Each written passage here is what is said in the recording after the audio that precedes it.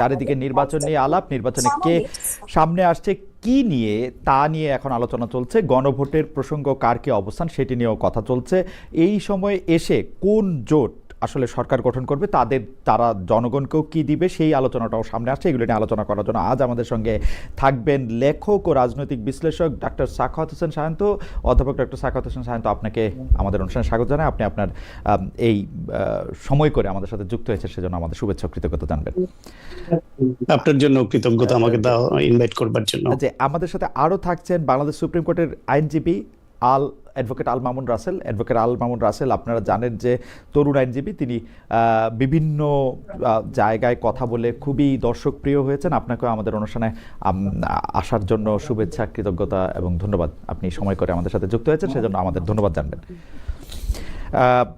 আমি ডক্টর সায়ন্ত আপনার কাছে একটু জানতে চাই, আমরা তো মানে আনুষ্ঠানিকভাবে ক্যাম্পেইন সেইভাবে গতি না পেলেও তফসিল ঘোষণার পর, বিশেষ করে জনাব তারেক রহমান দেশে আসার পর বিএনপি কি দিতে চাচ্ছে বা কিভাবে জনগণের সাথে সম্পৃক্ত হবে তার একটা মোটামুটি ছবি পাওয়া যাচ্ছে। একজন রাজনৈতিক বিশ্লেষক হিসেবে আপনার কাছে প্রশ্ন, যদিও আপনি নিজেকে পরিচয় দিতে সময় বিএনপির একজন সমর্থক বলেন এবং আপনি বিএনপির রাজনীতিকে সমর্থন করেন সেটা বলেন, কিন্তু আপনার কাছে আমি একটা উল্টো প্রশ্ন করতে চাই। আপনার কাছে কি মনে হয় যে এই সময় বিএনপি রাজনীতিতে বা ভোটের রাজনীতিতে কোনো ভুল করেছে কিনা, সেই ভুলগুলি করলে সেগুলি কি আপনার দৃষ্টিতে? ডক্টর সায়ন্ত। জি, আপনাকে ধন্যবাদ জানাচ্ছি। আর আলোচনায় মামুন আছেন এবং যারা শুনছেন সবার জন্য শুভেচ্ছা রইল। বিএনপির ভুল বলতে মানে আমার আকাঙ্ক্ষা পূরণ হয়নি যে জায়গাগুলোতে, সেগুলোকে আমি বলছি যে আমার দৃষ্টিতে মনে হয়েছিল যা করতে পারত, যেটা হয়নি সেই টুকু জায়গাটা আমি অ্যাড্রেস করতে পারি। আমার মনে হয়েছিল গণ অভ্যুত্থানের পক্ষের শক্তি যারা, তাদের মধ্যে যারা তুলনামূলকভাবে ধর্মভিত্তিক রাজনীতি করে, কেউ কেউ মধ্যপন্থার রাজনীতি করে, কেউ বাম ঘরানার রাজনীতি করে। বিএনপি যেহেতু বামের ডানে, ডানের বামে এই পরিচয়ে থাকে, সুতরাং তারা সব পক্ষকে অ্যাকোমোডেট করবার যে চেষ্টাটা ছিল, সেইখানে কোথাও কোথাও গিয়ে আসন সমঝোতার প্রশ্নে এসে একটু হোঁচট খেয়েছে। ফলে অলি আহমেদ একজন মুক্তিযোদ্ধা, তিনি স্বাধীনতা বিরোধীদের পক্ষে যাওয়ার মতো পরিস্থিতি কোনো কারণে হয়তো তৈরি হয়েছে, তিনি ওইদিকে গেলেন। এইটা বিএনপির তরফ থেকে কিভাবে অলি আহমেদকে ধরে রাখা যায় একজন মুক্তিযোদ্ধা হিসেবে, মুক্তিযুদ্ধের পক্ষের শক্তির সঙ্গে, সেই চেষ্টাটায় কোথাও ঘাটতি ছিল কিনা জানি না। এইটা একটা তরুণদের দল এনসিপি, সেই এনসিপিটা তাদের ভোটের বিচারে খুব পার্সেন্টেজ অফ ভোট তাদের খুব হাই না, কিন্তু তাদের মধ্যে একজন তরুণ আছে যারা লেখাপড়া করেন এবং গুছিয়ে কথা বলতে জানেন মিডিয়ায়, এবং কিছু লোকের তাদের প্রতি একটা সহানুভূতি আছে 24-এর শক্তি হিসেবে। সেই হিসেবে তাদের সঙ্গে একটা বেটার আন্ডারস্ট্যান্ডিং পজিশনে বিএনপি যেতে পারলো না কেন, এই আক্ষেপটাও আমার আছে। পাশাপাশি আমার কেন যেন মনে হয়েছে এই নির্বাচনে, যদিও বিএনপি চেয়ারম্যান তারেক রহমান তিনি বলছেন যে এটা খুব একটা কঠিন পরিস্থিতির মধ্য দিয়ে তাদেরকে যেতে হবে, সেইটার পালসটা বিএনপির অন্য নেতা কর্মীরা কেন যেন মনে হয় ধরতে পারছেন না। ফলে এই নির্বাচনে তাদের এইরকম একটা অনেক জায়গায় মনে হয়েছে যে তারা ধরে নিয়েছেন বড় দল হিসেবে, যেহেতু অতীতের বিভিন্ন নির্বাচনে জামায়াতের পার্সেন্টেজ অফ ভোট বিভিন্ন আসন ভিত্তিক খুবই কম, সুতরাং এটা প্রতিযোগিতায় আসবার মতোই না। তারা 3টা 4টা থেকে হাইয়েস্ট 18টা সিট পেয়ে পাওয়া দল, তাও জোটে থাকলে, একা করলে 3টা 4টার বেশি পায় না। সেই বিবেচনাটা সম্ভবত কেউ কেউ মাথায় রেখেছে এবং ওই তাত্ত্বিক বিশ্লেষণের মধ্যে কেউ কেউ আছে। ফলে একটা ম্যাসিভ ক্যাম্পেইনে যে তাদের যাওয়া দরকার, প্রতিপক্ষকে যে কখনো হালকা করে দেখতে নেই, সেই সিরিয়াসনেসটা বিএনপির মধ্যে আমি খুব একটা দেখতে পাইনি। বরং আমি এই উদাহরণটা দু এক জায়গায় দিয়েছি যে 1991 সনে আওয়ামী লীগ শুটকোটটাই বানিয়ে মন্ত্রণালয় ভাগ করে নিয়ে বসেছিল যে কে কোন মন্ত্রণালয়ে গিয়ে বসে পড়বে। কিন্তু বিএনপি তখন ডাকসুতে ছাত্রদল জিতলো এবং বেগম খালেদা জিয়ার এরশাদ বিরোধী আপসহীন ভূমিকার কারণে, ওই আন্দোলনে আপসহীন ভূমিকার ইমেজ নিয়ে বিএনপি এইরকম ব্যাপক প্রচারণা এবং ছাত্র সংসদের ওই ইমেজ, খালেদা জিয়ার ইমেজ নিয়ে তারা কাজ করলো মাঠে, এবং ফলাফল কি হয়েছে সবাই আপনারা জানেন। তো এইবার বরং আপনি বাংলাদেশের রাজনীতিতে প্রচারণায় কৌশল অপকৌশল, প্রচার অপপ্রচার সবই চলে। এক এক সময় এক এক রকম হাইপ তুলে এক একটা দল।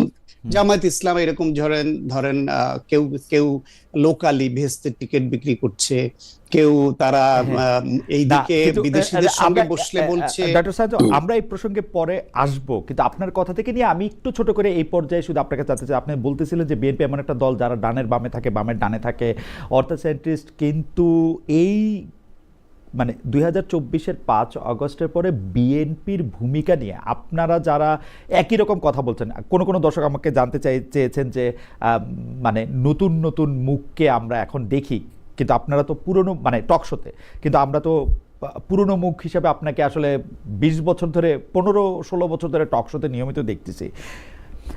মজার ব্যাপার হচ্ছে, প্রশ্নটা করতে চাইছি এখানে, আপনারা একই রকম কথা এইবার যখন বলছেন 1971 মুক্তিযুদ্ধ, এবং কিছু ক্ষেত্রে আপনাদেরকে মনে হচ্ছে আপনারা যেন সেন্টার রাইট বিএনপিকে টেনে রাইটকে লেফট মানে লেফটিস্ট রাইট মানে রাইটটাকে লেফটে নিয়ে যেতে চাচ্ছেন, একটু বাম ধারার রাইটে যেতে চাচ্ছেন, তত আপনাদের ভোট কমছে। আপনারা যত বেশি মুক্তিযুদ্ধের কথা বলছেন, যত বেশি জামায়াতকে রাজাকার বলতেছেন, যত বেশি জামায়াতের ধর্মনিরপেক্ষ রাজনীতির কথা বলতেছেন, তত আপনাদের ভোট কমতেছে। আপনাদের বলতে মানে বিএনপির ভোট কমতেছে। তো এই ব্যাপারটার সাথে আপনি একমত কিনা? যদি ভোট কমেও তারপরও আপনি আপনার সেই বক্তব্যে কনসিস্টেন্টই থেকে যাবেন কিনা?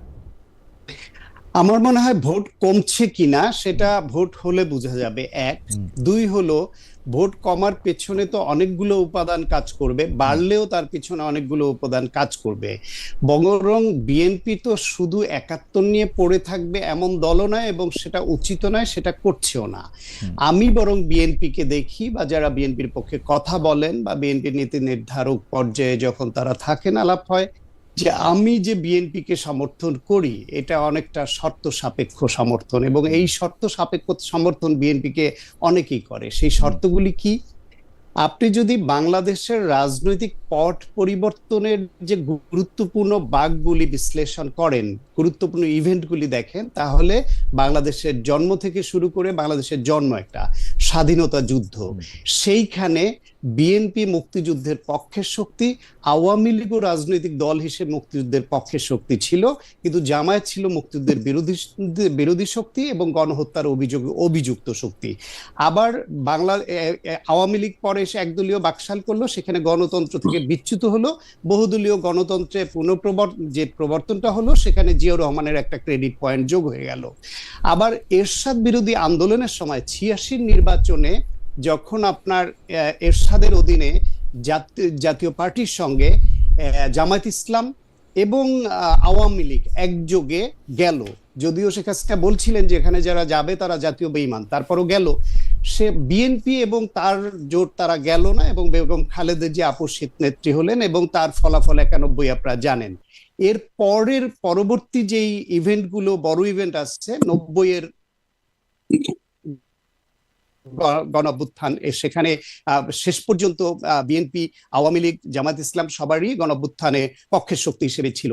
24-এ এসে আবার আপনি দেখবেন যে আওয়ামী লীগ 71 সনে যে মুক্তিযুদ্ধের পক্ষের শক্তি যারা, তারা এসে গণহত্যাকারীর ভূমিকায় অবতীর্ণ হলো, আর জামায়াত ইসলাম আবার এইখানে গণঅভ্যুত্থানের পক্ষের শক্তি হলো, আর বিএনপি অ্যাজ ইউজুয়াল আগের মতোই গণতন্ত্রের পক্ষের শক্তি হিসেবে এই গণঅভ্যুত্থানের পক্ষের শক্তি হলো। এখন এই যে 71, 86 বা এরশাদ বিরোধী আন্দোলন, 90-এর গণঅভ্যুত্থান, 24-এর গণঅভ্যুত্থান, এই উপাদানগুলি দেখলে আপনি দেখবেন, কিংবা 75 পরবর্তী পট পরিবর্তনে সংবাদ মাধ্যমের স্বাধীনতা এবং গণতন্ত্র উত্তরণ, সব জায়গায় আপনি দেখবেন বিএনপির এই রাজনৈতিক ইভেন্টগুলোকে, হিস্টোরিক্যাল ইভেন্টগুলোতে কন্টিনিউয়াসলি একটা পজিটিভ রোল ছিল। আর আওয়ামী লীগ যদি এখনো নিষিদ্ধ, তাদের এক সময় পজিটিভ ছিল, আবার নেগেটিভ ছিল, আর জামাতের একসময় গণহত্যাকারীর অভিযুক্ত, আবার এইবার এসে গণঅভ্যুত্থানের পক্ষের। ফলে আমি যদি বাংলাদেশের রাজনৈতিক ইতিহাস পর্যালোচনা করি, এই সিদ্ধান্তে আসি যে এই যে শর্তগুলো ম্যাচ করে বিএনপি যাতে এ থেকে বিচ্যুত না হয়, সেখানে শুধু ৭১কে আমরা স্টিক করতে চাই না। ৭১ আপনি একদম খুবই জোরালো ভাষা বলছেন, কিন্তু আপনার কাছে কি মনে হয় না যে বিএনপি একটি খুবই সুবিধাবাদী দল? কারণ ২০০১ সালের নির্বাচনের আগে যে ৪ দলীয় জোটের ঘোষণাপত্র, সেটি আমি পড়তেছিলাম, সেই ৪ দলীয় ঘোষণাপত্রের মধ্যে কিন্তু আপনাদের কখনো মনে হয় নাই জামাতে ইসলামী যুদ্ধ অপরাধী। আপনাদের কিন্তু একবারের জন্য মনে হয় নাই যে জামাতে ইসলামী ৭১-এর গণহত্যার সামিল করছে। এইবারও যদি জামায়াত, এইবার কিন্তু বিএনপি জামায়াতকে বাইর করে নাই, জামায়াত বিএনপি থেকে বাইর হয়ে গেছে, যদি থাকতো তাহলে আপনাদের কোনো অসুবিধা হইতো না। কিন্তু না, ওকে, আমরা একটু পরে আসি, আমরা একটু অ্যাডভোকেট রাসেলকে শুনে আসি, নাকি আপনি 1 মিনিট বলবেন? আমি একটু পরে, হ্যাঁ, কিন্তু আমার কাছে মনে হয় যে বিএনপি খুবই, আমি আমার কথাটা বলে রেখে, আমার কাছে মনে হয় যে বিএনপি খুবই সুবিধাবাদী দল। এখন এসে জামাতের যেই দোষগুলি তারা বাইর করতেছে, সেই দোষগুলি তো অতীতের দোষ। তারপরে তো মানে যদি দোষও হয়, তারপরে তো বিএনপি তাকে ভালোবাসতে কোনো অসুবিধা হয় নাই। আপনার প্রশ্নটা আমি তুলে রাখলাম, পরের সময় আপনি সুযোগ জি, আমি আপনাকে প্রশ্ন ছাড়াই আপনি এটি শুরু করেন। ইন দ্য মিন টাইম আমি এই যে লিফলেটটা দেখতেছিলাম, যেখানে মধ্যে খুব খুশি বেগম খালেদা জিয়াকে এবং জনাব মতিউর রহমান নিজামীকে ৪ দলীয় জোট ঘোষণার সময়, সেটি আমরা দেখতে পাচ্ছিলাম। যাই হোক, আমি একটু জনাব অ্যাডভোকেট আল মামুন রাসেলের কাছে একটু আসতে চাই। অ্যাডভোকেট রাসেল, আমি জামায়াতের আমিরের ভেরিফাইড ফেসবুক পোস্টে, জনাব ডক্টর শফিকুর রহমানের ফেসবুক পোস্ট থেকে আমি একটু পড়ে শোনাই। সম্প্রতি লক্ষ্য করেছি কেউ জামাতে ইসলামের প্রতি সংহতি ও সহানুভূতি দেখাতে গিয়ে ভাতৃপ্রতিম সংগঠন ইসলামী আন্দোলন বাংলাদেশের ব্যাপারে অনাকাঙ্ক্ষিত বিভ্রান্তিমূলক বিভিন্ন মন্তব্য ও লেখালেখি সামাজিক যোগাযোগ মাধ্যমে শুরু করেছেন। আপনাদের প্রতি সবিনয় অনুরোধ রাখতে চাই, সত্যিই যদি আপনারা জামাতে ইসলামীকে ভালোবাসেন, তাহলে অনাকাঙ্ক্ষিত এই ধরনের সকল কাজ থেকে অবশ্যই বিরত থাকবেন। জামায়াতের মন মতো না হলে সোশ্যাল মিডিয়ায় যে ক্রমাগত আক্রমণ, এবং সেই আক্রমণের মধ্যে কোনো শালীনতা, কোনো ধরনের যুক্তি, কিচ্ছু ধারা, এইটাকে আপনি কিভাবে দেখেন, এবং জামায়াতের আমিরের পর, অনুরোধের পর এইটা আসলে থামবে কিনা? অ্যাডভোকেট রাসেল। জি, অসংখ্য ধন্যবাদ খালিদ ভাই এই চমৎকার প্রয়াসে আমাকে যুক্ত করার জন্য। সাথে আমার সহ প্যানেলিস্ট সাকওয়াত ভাইকেও ধন্যবাদ জানাচ্ছি, এবং ঠিকানার যারা দর্শক আছে তাদেরকেও অগ্রিম শুভেচ্ছা জানাচ্ছি। প্রথম কথা হচ্ছে খালিদ ভাই, আমি আসলে এটা আমাদের বাংলাদেশের কেন যেন একটা অপসংস্কৃতিতে পরিণত হয়েছে। আপনি শুধু বললেন যে জামাতের বিপক্ষ লিখলে মানুষ গালাগালি করে। আপনি আমার পেজে, আমি যে টকশোগুলোতে রিসেন্টলি টকশোগুলোতে আমি যাচ্ছি, আপনি আমার পেজে দেখবেন মানে শত মানে আমি এমন কমেন্ট আমি নিজেও নিতে পারি না। আমাকে রাজাকারের বাচ্চা, পুরোপুরি রাজাকার, মা ধরে বাবা ধরে। এখন আমি এগুলোকে আসলে মানে বাংলাদেশে একটা অপসংস্কৃতিতে পরিণত হয়েছে। আমি এটা বলছি না তারা গালি দিলে আমি তাকে গালি দিতে হবে। কেউ আমার কুকুর আমাকে কামড় দিবে জন্য আমি কুকুরকে কামড় দেবো, আমি এটা কখনো বিশ্বাস করি না। এবং জামাত থেকে আমরা সবসময় এটা বিশ্বাস করি, যারা ইসলামকে ওন করে তাদের জন্য কিন্তু আল্লাহ তাআলা প্রত্যেকটা জায়গায় বলেছে, এবং সূরা আসরের মধ্যে বলেছে যে নিশ্চয় ক্ষতির মধ্যে তারাই, ওয়াল আসরে, সময়ের কসম, ক্ষতির মধ্যে তারাই আছে যারা ধৈর্য ধারণ করেছে, তারা ছাড়া, এবং কল্যাণের পথে মানুষকে ডেকেছে। মানে আপনি ধৈর্য ধারণ করলে আপনি ক্ষতির মধ্যে নেই, এটা আল্লাহ তাআলা একবারে কসম দিয়ে আল্লাহ তাআলা বলেছে। তার মানে যারা ইসলামকে ওন করে, এটা কি জামাত ইসলামে প্র্যাকটিস করা হয়? না, আমি আপনাকে হলপ করে বলতে পারি, যারা জামাতের কিছু আছে, জামাতের সাপোর্টার আছে, কিছু আছে জামাতের সাপোর্টার আছে পছন্দ করে, আর কিছু আছে হচ্ছে জামাতের একবারে সরাসরি। জামাতের কিছু আপনি ম্যান পাওয়ারে কিছু ক্যাটাগরিজ আছে, আপনি কর্মী, তাদের হচ্ছে রোকন, কিছু ক্যাটাগরিজ আছে। আমি মনে করি কোনো দায়িত্বশীল জায়গা থেকে কেউ কখনো এটা করে না। যারা পার্সোনালি পছন্দ করে, আসলে আমি একটা কথা বলি খালিদ ভাই, জামাতের ব্যাপারটা হচ্ছে, জামাতের একটা কালেকটিভ হ্যাপিনেস আছে, একটা কালেকটিভ সরোনেস আছে। মানে জামাতের যারা জনশক্তিরা, তারা যদি একজনে, আপনি দেখবেন জামাতের এই রিসেন্টলি গুম কমিশনে একটা আসছে যে জামাতের সবচেয়ে বেশি গুম হয়েছে, কিন্তু সবচেয়ে বেশি ফেরত আসছে। তার কারণ হচ্ছে জামাতের যদি সাতক্ষীরাতে কেউ একজন যদি গুম হয়, তাহলে প্রত্যেকটা উপজেলা, জেলা শহরে আপনি যাবেন, যাকে জিজ্ঞেস করবেন জামাতকে ওন করে, সে বলবে যে মনে হচ্ছে যে আমার ভাইকে আমি হারিয়ে ফেলেছি। মানে প্রতিবারটা এত বেশি জোরালো হয়। তার মানে তাদের যে কালেকটিভ হ্যাপিনেসটা একরকম, আবার কালেকটিভ সরোনেস, এই যে কেউ শহীদ হলে সে মনে করে নিজের ভাইকে হারিয়ে ফেলেছে, আবার কাউকে একটু এতে তো কোনো সমস্যা নাই, কিন্তু না, না। আমার সমস্যা হচ্ছে কালেকটিভ মিথ্যা কথা বলায়, কালেকটিভ যে জিনিসটা করা হয় না সেই জিনিসটা তারা আরোপ করায়। আমি দেখি যে এই জিনিসটা মানে আমাকে যদি আপনি রেটিং করতে বলেন, আওয়ামী লীগ ওইগুলি করেছে, এনসিপি ওইগুলি করেছে, জামায়াত ইসলামী সবচেয়ে বেশি করেছে। হ্যাঁ, আমি আমি আমি আমি আমি আমি আপনাকে শুরুতেই বললাম, আমি আপনাকে শুরুতেই বলেছি জামাত ইসলামের যখন আনন্দিত হয় সবাই মনে করে আমি সাপোজ জামাত ইসলাম এবার এই এই নতুন বাংলাদেশে আমরা দেখেছি যে যত বড় বড় পোস্ট গুলো আছে, হ্যাঁ, যেমন আমাদের সুপ্রিম কোর্টের বারে সহকারী অ্যাটর্নি জেনারেল বা 150 জন আমরা দেখেছি, তার মধ্যে হয়তো 10 জন থেকে 12 জন হচ্ছে জামাতের, আর বেশিরভাগই বিএনপির। কিন্তু বিএনপির যদি কোনো কিছু মানে অ্যাচিভমেন্ট হয় তাহলে তারা মনে করে পার্সোনালি আমি অ্যাচিভ করেছি, আর জামাতের যদি কোনো একজন সমর্থক যদি অ্যাচিভমেন্ট কোনো কিছু করে তাহলে প্রত্যেকেই মনে করে যে আমি এটা আনন্দটা আমার। এই জন্য জামাতের এই আনন্দের দিক থেকে তারা হচ্ছে কালেকটিভ হ্যাপিনেস, আবার হচ্ছে দুঃখের দিক থেকে তারা কেউ একজন ভাই আহত আমার কাছে কিন্তু এটা খুবই ভালো লাগে জামায়াতের কালেকটিভ হ্যাপিনেসের কথা যেটা বলতেছেন সেটা আমি মানিও, কালেকটিভ সরনেসের কথা যেটা মানে দুঃখের কথা যেটা আপনি বলতেছেন সেইটাও আমি মানি। আমি আবারও বলি মানে এতে তো কোনো সমস্যা নাই, কিন্তু আমরা যখন জামায়াতের আমিরের সাথে কথা বলি, আমরা যখন আপনার সাথে কথা বলি, তখন আমরা একরকম প্রকাশ এবং প্রচার পাই। যখন আমরা দেখি যে আপনাদের বিপক্ষে কোনো কথা বললে এই আক্রমণটা কিভাবে আসে, সেইটা আমাদের আরেকটা এটা খালিদ ভাই, এটা কিন্তু সবার ক্ষেত্রে আজকে আজকে আজকে আপনি যদি আজকের এই শোতে আমি বিএনপির বিরুদ্ধে যতগুলো কথা বলবো, যারা বিএনপির ম্যান পাওয়ার আছে, যদিও ওনারা অন্য কাজে ব্যস্ত, যদি সোশ্যাল মিডিয়া অথবা হচ্ছে যে ভালো কাজগুলো টক শো দেখায়, এত সময় কিন্তু বিএনপির লোকজনের বা বিএনপির ম্যান পাওয়ারের কিন্তু এত সময় নেই। কিন্তু জামাতের এই জায়গাটা ঠিক আছে, তারা হচ্ছে এই যে খালিদ ভাইয়ের একটা টক শো, এই টক শোতে অনেক কিছু শিখতে পারবো, অনেক কিছু সমালোচনা সংযোজন বিয়োজন হবে, আমার জ্ঞানের গভীরতা বাড়বে, এই জন্য যে আসে এটাকে আপনি তো সাধুবাদ জানানো উচিত যে তারা আমি আপনাকে পড়ে শোনাই শহীদুল ওনার নাম। কেউ আপনাকে বকা দিলে তাকে জামায়াত মনে করেন এটা একটা স্বপ্নদোষের মতো না ভাই। কেউ আমাকে বকা দিলে আমি তার সাথে এঙ্গেজ হইতে চেষ্টা করি, আমি দেখি তার ফেসবুক পেজে বা তার অন্যান্য সময় সে কি বলে, তো সেই জন্য আমি বুঝতে পারি। এই যে আপনি একটা কথা বললেন, এই কথাটা কি একটা জাতীয় টেলিভিশনে এইটা সরি মানে অনেক মানুষ এটা দেখে, জাতীয় টেলিভিশন না ধরেন, এটা ইয়াতে এটা বলার মতো কথা? আমি এগুলি প্রত্যেকটা কথায় আমি এটা বলতে পারি, আপনাকে এটা আমি বললাম। কেউ আমাকে বকা দিলে আমি তাকে জামাত মনে করি, ব্যাপারটা এরকম না। একদম জামাতের নাম ধরেই জামায়াতের কর্মীরাই জামায়াতের লোকরাই দেয়, আমি এটা দেখেও দেখছি। অনেকে বলে কি, আমি বলি অ্যাডভোকেট হেলাল, আমি বলি অনেকে বলে যে এটা বট বাহিনী করছে, কিন্তু বট বাহিনী বলে কিন্তু কিছু নাই। প্রত্যেকটা বটের পিছনে একটা মানুষ আছে না, একটা মানুষ থাকে, মানুষ আছে, অবশ্যই অবশ্যই অবশ্যই। এখন বিষয়টা হচ্ছে আসলে আমরা মানুষকে সাউন্ডটা বন্ধ হয়ে গেছে না, আমি শুনতে পাচ্ছি। আচ্ছা আচ্ছা আমি শুনতে পাচ্ছি। খালিদ ভাই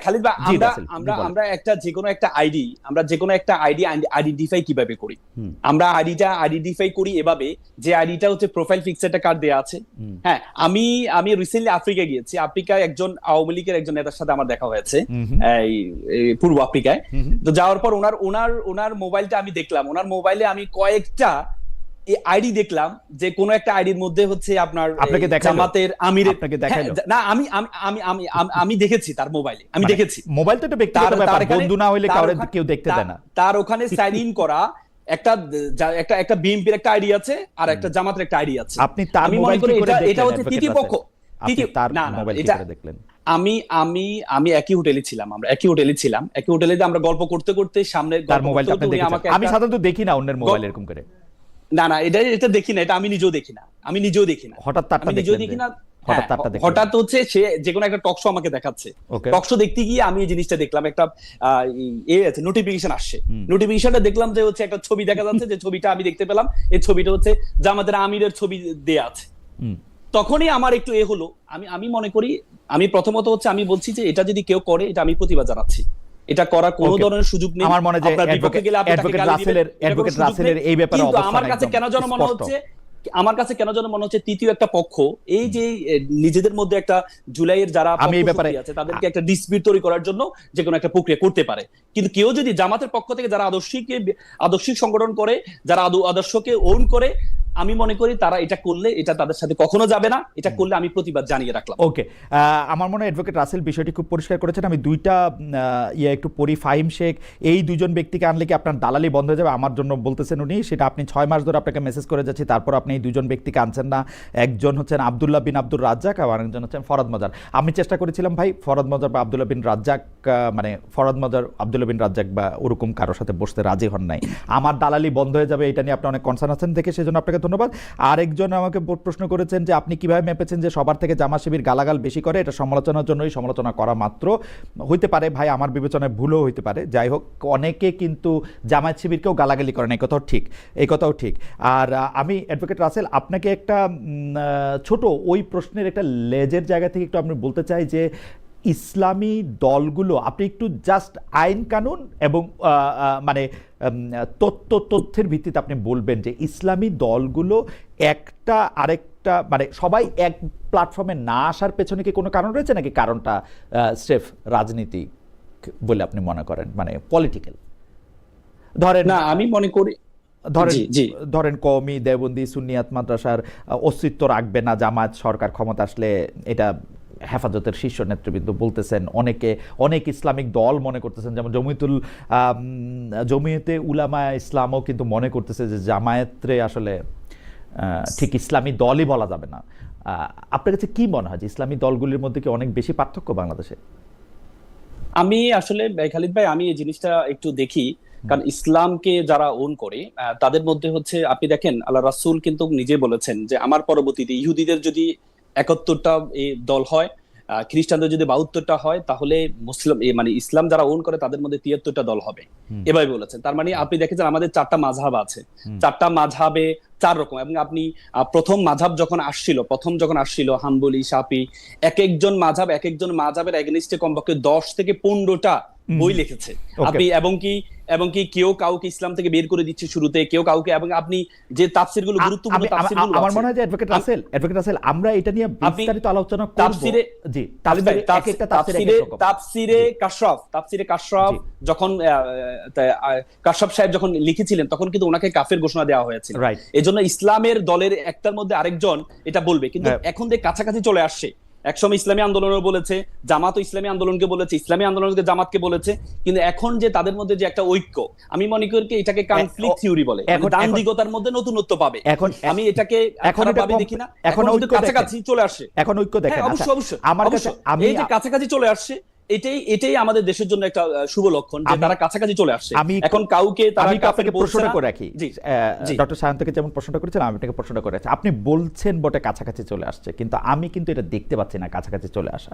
ভোটের সময়টার ব্যাপারটা এরকম, কিন্তু আপনি 4টা মাযহাব বা মাযহাব ছাড়া যারা আছেন, যারা নিজেদেরকে লামাযহাব বলেন, বা আপনি 73টা উপদল বা দলের কথা যেরকম বললেন, তারা খুব কাছাকাছি চলে আসছে, সেটা আমি দেখি না। এখন ইসলামী দল যদি বাংলাদেশে সরকার গঠন করে, ইসলামী শাসন কায়েম করতে এই দল উপদল এবং একজন আরেকজনকে যে কাফের বলা, এবং সেটা আপনি জানেন বাংলাদেশে বড় বড় মুফতি, বড় বড় মাওলানারাও কাফের বলেন। আমি হেফাজতের ইসলামীর আমির শাহ মহিবুল্লাহ বাবুনগরীর কথা বলতে পারি যে মানে তিনি আপনাদেরকে কি বলেন আপনি সেটা জানেন। আমি আরেকজন আলেমের কথা জানি যিনি আরেকটা বিশ্ববিদ্যালয় থেকে পড়ে আসা আরেকজন আলেমকে কি বলেন সেটা আপনি জানেন। পরস্পর সেই ক্ষেত্রে আপনারা একটা ইউনিফাইড ইসলামী শাসন ব্যবস্থা কেমনে করবেন সেইটাও একটু আমাদেরকে একটু বলেন। মানে আমি একটু আইন কানুন দিয়ে ব্যাপারটা বুঝতে চাই। আমি একটু ডক্টর সায়ন্তের কাছে যাই।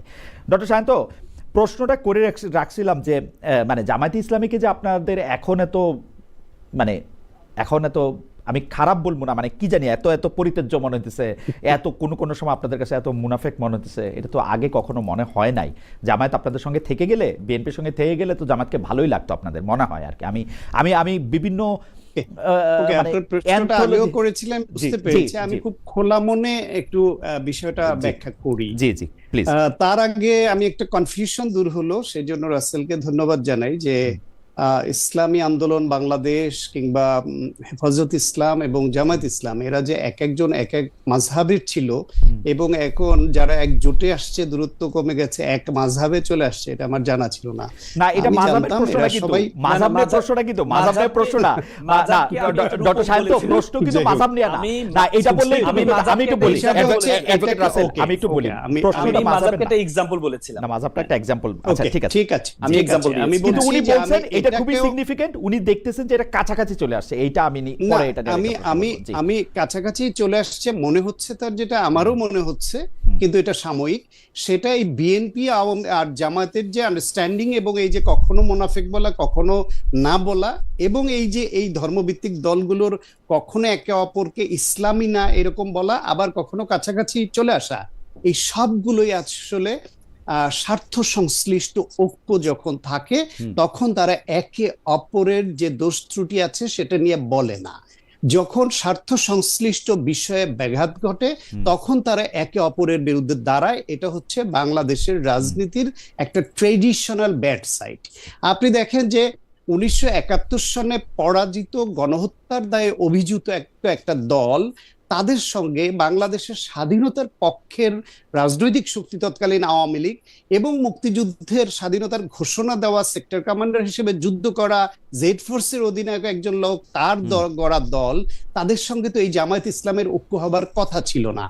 দুই দলের সময় দুই সময় ঐক্য হয়েছে, বিএনপির সঙ্গে নির্বাচনী জোট হয়েছে, একসঙ্গে সরকার গঠন করেছে, দীর্ঘদিন ছিল, কিন্তু আওয়ামী লীগের সঙ্গেও ঐক্য, কৌশলগত জোট বা টেকনিক্যাল অ্যালায়েন্স জামাত ইসলামের হয়েছে, যেটা হওয়ার কথা ছিল না। আবার একইভাবে জাতীয় পার্টি একটা পতিত স্বৈরাচার, যাদেরকে 86-তে জামায়াত এবং আওয়ামী লীগ জাতীয় পার্টিকে সার্ভাইভ করাইতে হেল্প করলেও নির্বাচনে গিয়ে 90-এর অভ্যুত্থান কিন্তু সবাই মিলেই ঘটিয়েছে, যাকে আপনার পতন ঘটালো স্বৈরাচার বলে, সেই স্বৈরাচারকে কিন্তু এই জাতীয় এই বিএনপি এবং আওয়ামী লীগ উভয়ই কিন্তু বিভিন্ন সময় জোটে নিয়েছে, এবং এই জামায়াত ইসলামী উভয়ের সঙ্গেই জাতীয় পার্টি সহই কিন্তু ছিল।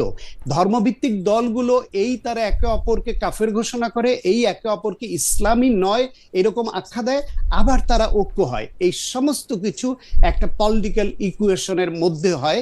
এইটা বাংলাদেশের রাজনীতির ব্যাড সাইড, এই দোষে সব দল দুষ্ট। এখন আপনাকে আমি বলি,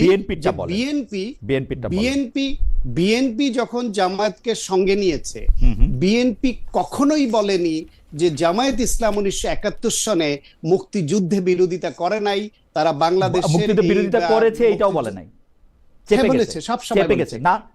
আমি বলি আপনাকে, সব সময় বিএনপি আওয়ামী লীগ যারাই করুক, জামাতের সঙ্গে যখন জোট করেছে, তারা জামায়াত মুক্তিযুদ্ধে বিরোধিতা করেনি এইটা মেনে নিয়ে ওই সূত্র ঐক্য করেনি।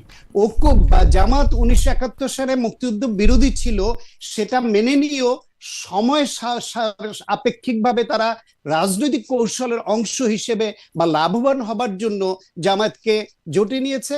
আবার জামায়াতও যেখানে আপনার নারী নেতৃত্ব হারা, লাভের জন্য জোটে নিয়েছে, এটা শুনে ভালো লাগলো আর কি। মানে এটাতে বোঝা গেল যে মানে আদর্শ ব্যাপার না, লাভটা ব্যাপার আর কি। না, আমি বলছি তো বাংলাদেশে এই জামায়াত ইসলাম নারী নেতৃত্ব হারাম এক সময় বলতো না, সেই জামাত খালেদা জিয়ার নেতৃত্ব মেনে তাদের জোটে গেছে। আমি আপনি একই সময় প্রতিনিধিত্ব করি। 90-এর গণ আন্দোলনের সময় আমরা এরশাদকে হটানোর সময় আমরা বললাম পতিত স্বৈরাচার জাতীয় পার্টি এবং জামায়াতে ইসলামীকে কেউ আমরা কোনো জোটে বা কোনো কিছুতে আমরা দেখতে চাই না।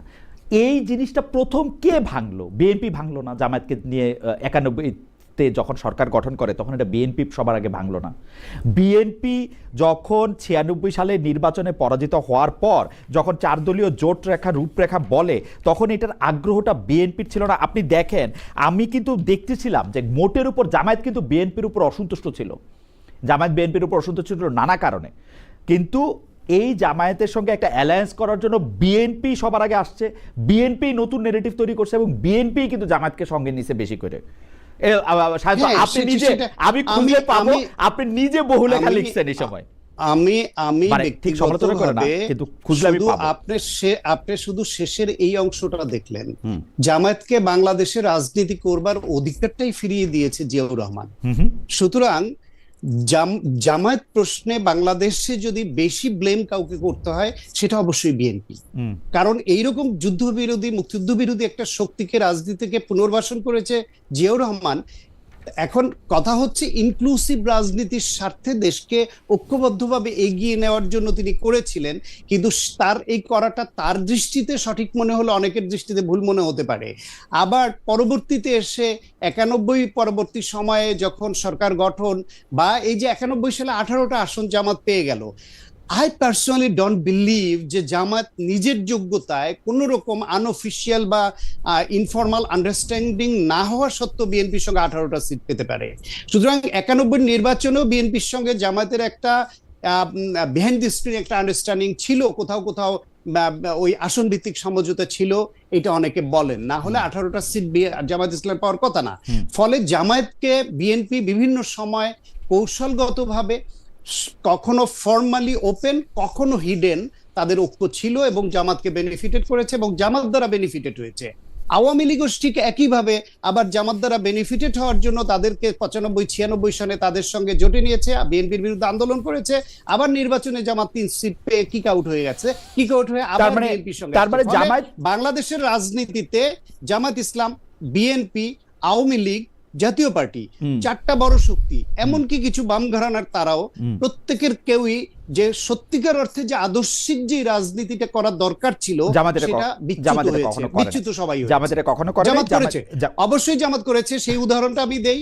জামাত বাংলাদেশে বলেছে, তাদের পক্ষ থেকে বলেছে নারী নেতৃত্ব তারা মানে না, নারী নেতৃত্ব না জায়েজ। সেই নারী নেতৃত্ব মেনে নিয়ে তারা আবার বেগম খালেদা জিয়ার নেতৃত্বে কখনো, শেখ হাসিনার নেতৃত্বে কখনো রাজনীতি তারা করেছে। কিন্তু জামাত ধর্মের কথা যখন ইনফরমালি বলে তখন একরকম বলে, আবার যখন ফর্মালি বলে তখন আরেক রকম বলে। মানুষের কাছে কি বলে? কিন্তু ডক্টর সায়ন্ত, এই জিনিস তো বাংলাদেশে পলিটিক্সে সব সময় আমি দেখে আসতেছি। মানে শুধু জামায়াতকে আপনি বলতেছেন, জামায়াতকে আপনি বেগম জিয়ার কথা কেন বলেন না? বেগম জিয়ার 1991 সালের আপনি ভাষণের কথা কেন বলেন না? উনি ধর্মকে কার্ড হিসেবে ব্যবহার করছেন, শেখ হাসিনা তো কার্ড হিসেবে ব্যবহার করেনি। উনি বলছেন আওয়ামী লীগকে ভোট দিলে দেশ হিন্দু রাষ্ট্র হয়ে যাবে, দেশে শাখা চুরি এগুলি দেখা যাবে। কথা হচ্ছে গিয়ে আমি বিএনপি সমর্থক হয়েও বিএনপি জামায়াতকে নিয়ে বা এই জাতীয় পার্টিকে নিয়ে ভুল করেছে আমার দৃষ্টিতে, এটা আমার ব্যক্তিগত মত, সে কথাটা আমি বলছি। পাশাপাশি জামায়াত কি করেছে, জাতীয় পার্টি কি করেছে, আওয়ামী লীগ কি করেছে, সব কটা বলছি। কিন্তু আপনি আমাকে স্পেসিফিক্যালি বলছেন জামাত করেনি। জামাত করেছে। জামাত তাদের আদর্শ, জামাত তাদের সুবিধা প্রাপ্তির জন্য মুখে যা বলে, অন্তরে যা পোষণ করে, মুখে তা বলে না, মুখে যা বলে কাজে তা করে না।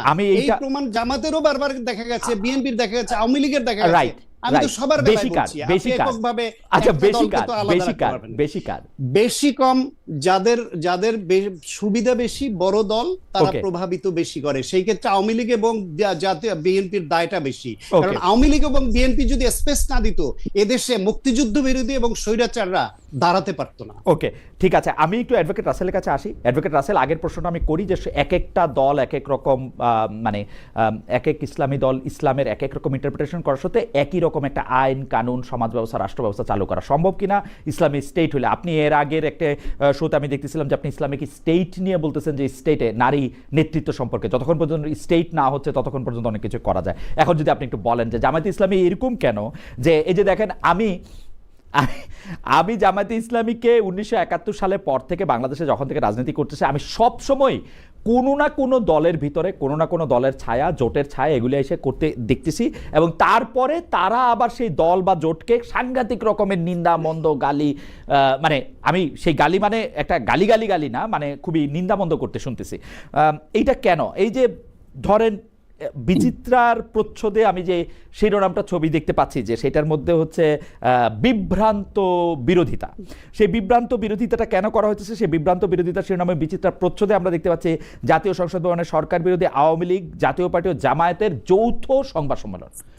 আওয়ামী লীগ, জাতীয় পার্টি ও জামাতের যৌথ সংবাদ সম্মেলন, এবং সেই সংবাদ সম্মেলনে তারা কিন্তু একই রকমভাবে একই কথা বলতেছে না। আমরা আরেকটি ছবি দেখতে পাচ্ছি, যে ছবিটির মধ্যে আমরা দেখতে পাচ্ছি যে সংসদে আলোচনার ফাঁকে শেখ হাসিনার কাছে এসে জামাতের সেই সময়কার আমির জনাব মতিউর রহমান নিজামী তার সাথে কথা বলছেন, তারকে কোনো কিছু বলার একটা অনুরোধ করছেন, এবং সেটাও পত্রপত্রিকা অনেকবার ছাপা আছে। আপনি একটু যদি আমাদেরকে এটা বলেন, তারপর আমরা শুনবো যে ইসলামী শাসনটা নিয়ে একটু বলেন। জি খালিদ ভাই, আমি আপনার প্রশ্ন আসছি তার আগে সাকত ভাইয়ের কয়েকটা বিষয় আমাকে একটু নিয়ে আসা দরকার।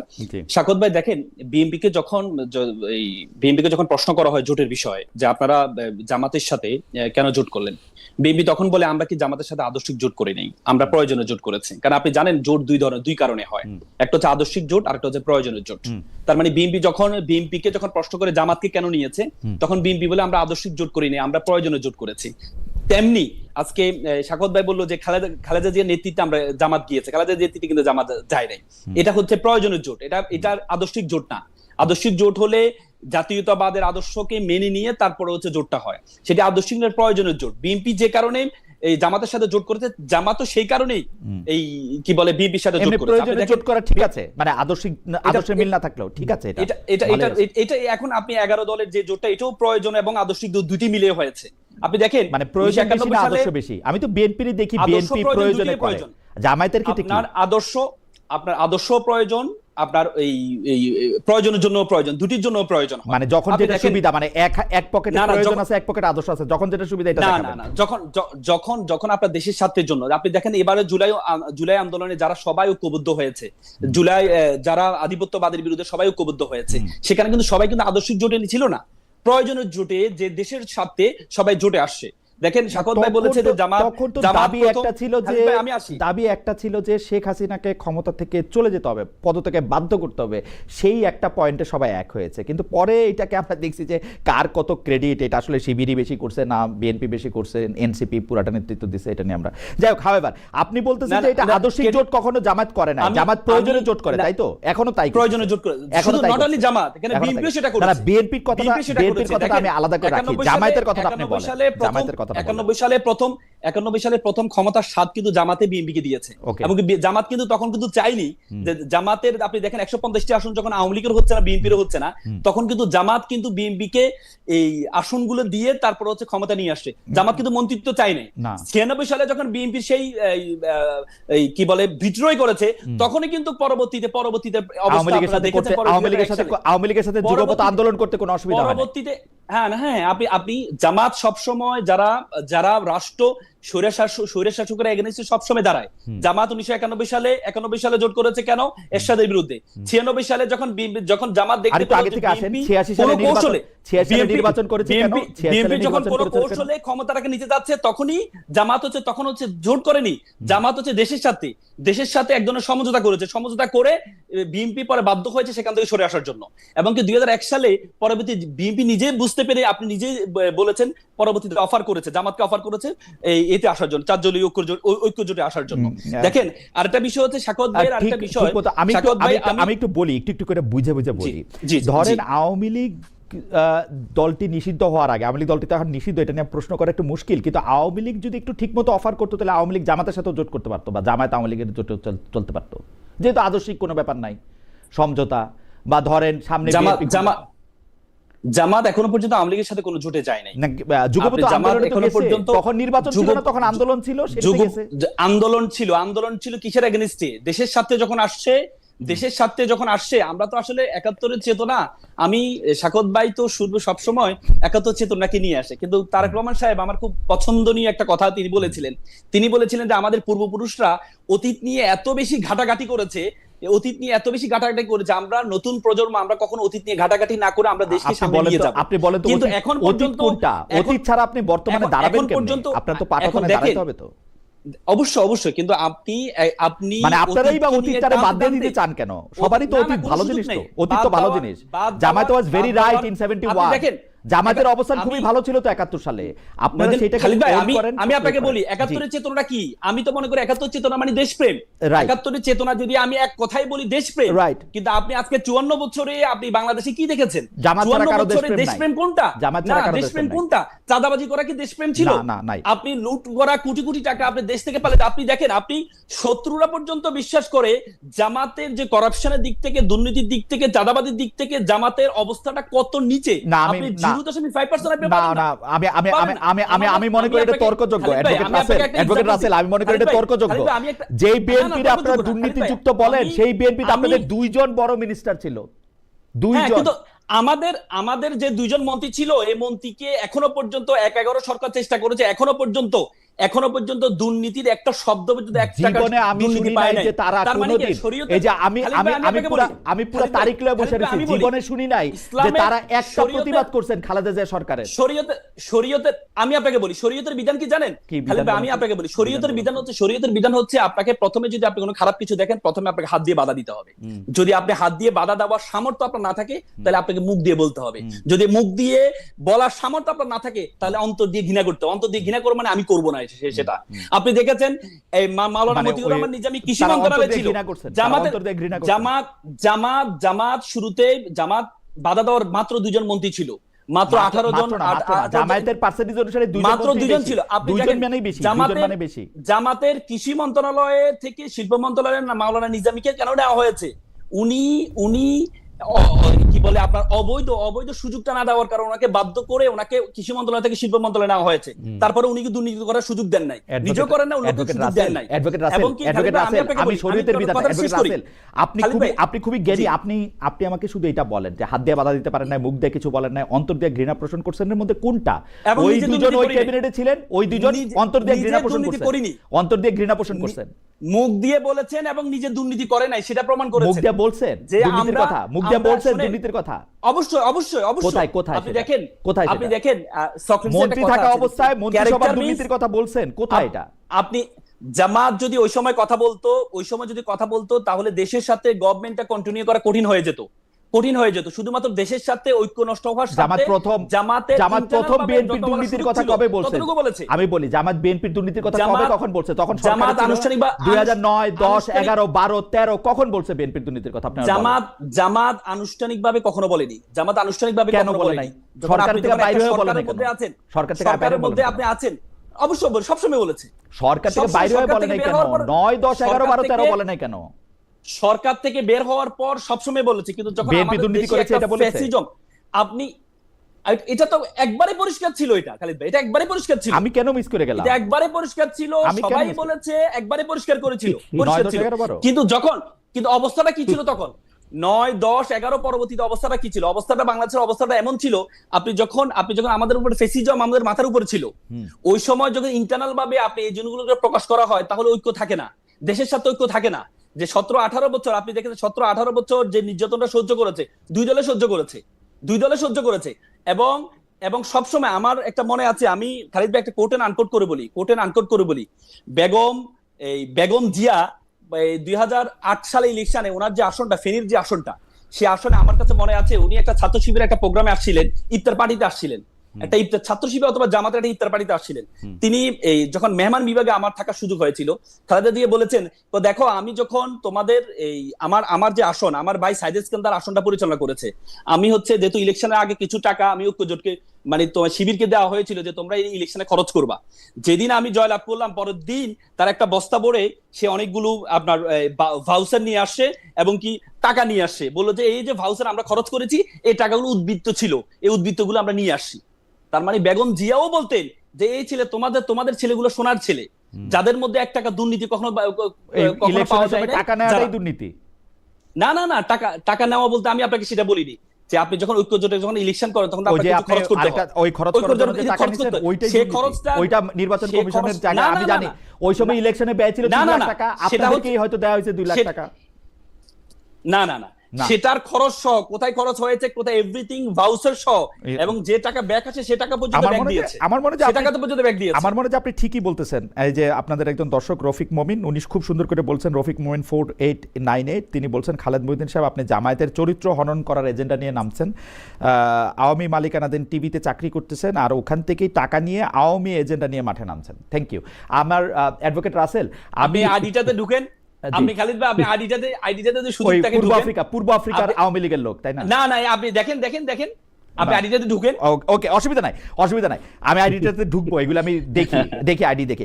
অ্যাডভোকেট রাসেল, এখন আপনি যদি, আমার কাছে মনে হয় যে অ্যাডভোকেট রাসেল তার বক্তব্য তিনি স্পষ্ট করেছেন জামায়াত কেন কখন কার সাথে কিভাবে রাজনীতি করেছে। আমার কাছে মনে হচ্ছে যে তিনি তার বক্তব্য স্পষ্ট করেছেন এবং আমার তার কথা পছন্দও হয়েছে। আমি যদি এখন আমার রাসেল আপনার সাথে কথা বলতে গিয়ে আসলে অনেকটা সময় পার হয়ে গেল, এখন যদি আমার প্রশ্নের দ্বিতীয় অংশে যদি আপনি আসতেন, সেটা হচ্ছে যে বিভিন্ন ইসলামিক দলগুলো তাদের মধ্যে শরীয়তের বিধান মারার ক্ষেত্রে পার্থক্য থাকা সত্ত্বেও সেইটা আসলে কিভাবে রাষ্ট্র পরিচালনায় একরকমভাবে এটা করতে পারা যাবে, কারণ এটা দেখেন, এবং আপনি কেন কাছাকাছি মনে করছেন। আমি প্রশ্নটা পুরো করি, তাহলে আপনি একটু বুঝতে পারবেন। আমরা দেখেছি যে 4 দলীয় জোট ক্ষমতায় আসার পরে, মানে 2001 সালের পরে 2002 সালের 5 জানুয়ারি পত্রপত্রিকাতে যে খবর প্রকাশিত হচ্ছে, সেই খবরটা হচ্ছে অনেকটা এরকম: মাওলানা দেলোয়ার হোসেন সাইদি 4 দলীয় জোটের মন্ত্রী ও এমপিদের উপস্থিতিতে নারায়ণগঞ্জে একটা ওয়াজ মাহফিল হতেছে, সেইখানে তিনি বলতেছেন, তাকে কোট করতেছি, কোর্ট দিয়ে ফতোয়া নিয়ন্ত্রিত হবে না, বরং ফতোয়া দিয়ে কোর্ট নিয়ন্ত্রিত হবে, সকল ভাস্কর্য ভেঙে ফেলা হবে। এইটা হচ্ছে তার বক্তব্য। আমার প্রশ্ন, আপনি পিছনে আইনের বই নিয়ে আছেন, আপনি একজন তরুণ আইনজীবী, আপনি এই বক্তব্যের সাথে কি একমত? আমার কেন এই প্রশ্ন মাথায় আসে, এই বক্তব্য কিন্তু দেলোয়ার হোসেন সাইদি ইলেকশনের আগে দেন নাই, তাহলে আমরা বুঝতাম যে হ্যাঁ কোর্ট দিয়ে ফতোয়া হবে না, ফতোয়া দিয়ে কোর্ট নিয়ন্ত্রিত হবে। এখন যেমন জামাত ইসলামী বলতেছেন না যে আসলে ব্যাপারটা কি, আপনি এটা নিয়ে যদি একটু বলেন যে একরকম ভাবে এটা করা যাবে কিনা, কারণ আমরা এইটা একটা মাত্র কথা না, এরকম অসংখ্য কথা আমরা 2001 থেকে 2006 সাল পর্যন্ত শুনছি। দেখেন, আমার প্রথম কথা হচ্ছে ইসলাম কখনো ইসলামে একটা বিধান আছে যে আল ফিতনা তো আসাদ্দু মিনাল কাতলে, মানে হচ্ছে ফিতনাটা হচ্ছে হত্যা থেকে নিকৃষ্ট। ফিতনা মানে বিশৃঙ্খলা তৈরি করা। ইসলামী স্টেটের যে পলিসি, জামাতের আমির কিন্তু বলেছে যে দেশের জনগণ যদি সম্মতি দেয় তাহলে আমরা আইন পরিবর্তন করব, কিন্তু বিদ্যমান আইন, বাংলাদেশে বর্তমান যে বিদ্যমান আইন আছে, সেই বিদ্যমান আইনে মাত্র 5 থেকে 10% আছে ইসলাম বিরোধী, আর বেশিরভাগই হচ্ছে ইসলামের। আপনি দেখেন আমাদের পার্সোনাল ল আছে, পার্সোনাল যে লটা আছে, এই পার্সোনাল ল প্রত্যেক ধর্ম মেনে চলে, প্রত্যেকটা ধর্ম নিয়ম কানুনগুলো, হ্যাঁ পারিবারিক ল গুলো মেনে চলে। কিন্তু আপনি 5 থেকে 10%, আপনি দেখেন ইসলামে মদকে নিষিদ্ধ করা হয়েছে। আমার কাছে আমাদের বর্তমান যে আইনটা, আমার মনে হয় যে বর্তমান যে আইনটা আপনি দেখেন আমাদের সংবিধান 15-16 বার পরিবর্তন হয়েছে, বাংলাদেশে বর্তমান বাংলাদেশে আইনে তো মদ, বাংলাদেশে আমি আসছি, আমি শেষ না করলে আপনি এটা মানে না, কিন্তু আপনি এগুলি ব্যাখ্যা করেন, এগুলি কথা বললে আপনি ব্যাখ্যা করেন। 5 থেকে 10% আইন যদি থাকে, আমি বলি 5 থেকে 10% আইন যদি থাকে যেটা ইসলাম বিরোধী, আপনি 2-3টার কথাও বললেন একটু, তাহলে আমি বুঝতে পারবো। হ্যাঁ, আমি কারণ বলছি, বলেন। আমি খালিদ ভাই বলছি, যেমন আপনি দেখেন আমার কাছে মনে হচ্ছে আমাদের যে প্রচলিত আইন ইসলামী আইন থেকে আরো বেশি রেডিক্যাল, আরো বেশি কঠিন। কেন কঠিন? আপনি দেখেন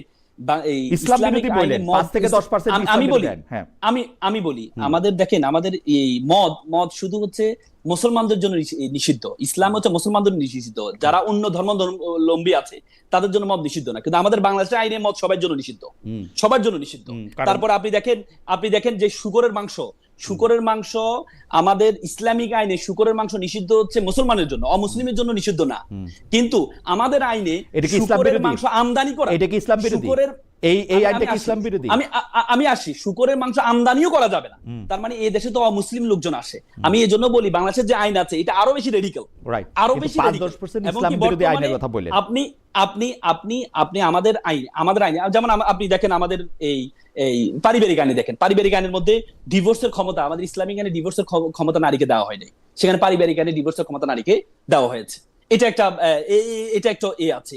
তারপর হচ্ছে নারী পুরুষ সমান, আমাদের ইসলামে আছে উত্তরাধিকার যে সাকসেশনের যে বিষয়টা আছে 2 এবং 1 সেখানে সমান করা হয়েছে, এমন কিছু 5 থেকে 10% আর বেশি। কিন্তু বিষয়টা হচ্ছে উত্তরাধিকার আইনে কি সমান করা হয়েছে? উত্তরাধিকার আইনে কি সমান করা হয়েছে? আমি খালিদ আমি আসি, আমাদের মূল সমস্যার জায়গাটা কি কোনটা জানেন? আমাদের আইন আছে কিন্তু আইনের প্রয়োগ নেই।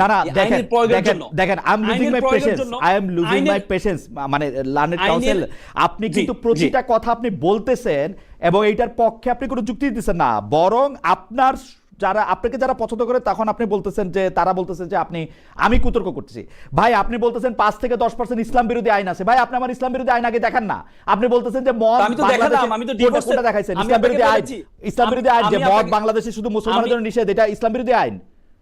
না আমি সেটা বলি নাই, তো বলেন স্পেসিফিক ইসলাম বিরোধী আইন। আপনি মিসকোট করছেন। আমি বললাম বাংলাদেশ ইসলামে হচ্ছে শুধু মুসলমানের জন্য নিষিদ্ধ, আর বাংলাদেশের যে আইন, এই আইনটা হচ্ছে সকল ধর্মের জন্য নিষিদ্ধ। অ্যাডভোকেট রাসেল, আমি আপনাকে অনুরোধ করছি ইসলাম বিরোধী আইনের উদাহরণ দেখান। তা আমি তো বললাম যে নারী যে ডিভোর্সের যে ক্ষমতা, নারীর ডিভোর্সের ক্ষমতা ইসলামে দেয় নাই। এই কিন্তু আমাদের প্রচলিত আইনে নারী এই তারপরে স্বামীকে, স্ত্রী তার স্বামীকে ডিভোর্স দিতে পারবে। আচ্ছা, এইটা আপনি স্ত্রী তার স্বামীকে ডিভোর্স দিতে পারবে। করতেছেন আপনি ইসলাম বিরোধী, তাই তো? হ্যাঁ, এটা আমাদের আইনে আছে যে আপনি শুধু স্বামীকে ক্ষমতা দেওয়া হয়েছে। আচ্ছা, এইটা হচ্ছে ইসলাম বিরোধী আইন। আর যে সম্পত্তির ক্ষেত্রে 2 আর 1 ক্ষেত্রে সমানের একটা প্রস্তাবনা আছে, হয় নাই এখনো সমান প্রস্তাবনা আছে, পাস হয়নি। প্রস্তাবনা নাই, আপনি তো বলেন এটা আইন, পাস হয়নি। প্রস্তাবনা আছে না, প্রস্তাবনা আছে, প্রস্তাবনা না, প্রস্তাবনা আছে, দুইটা তো দুই জিনিস, তাই না? পাস হয়নি। লন্ডন কাউন্সিল দুইটা তো দুই জিনিস, তো ওইটা একটা পাস হয় নাই। তাহলে আপনি বলতেছেন যে এখন পর্যন্ত একটা পাওয়া গেল যে নারীদের ডিভোর্সের যে ক্ষমতা দেওয়া আছে সেটা ইসলাম বিরোধী, আপনারা আসলে সেটা চেঞ্জ করবেন, তাই তো? না না, চেঞ্জ এটা শুনেন, ইসলামের চেঞ্জের একটা বিষয় আছে। ইসলাম হুট করে চেঞ্জের বিশ্বাসী না।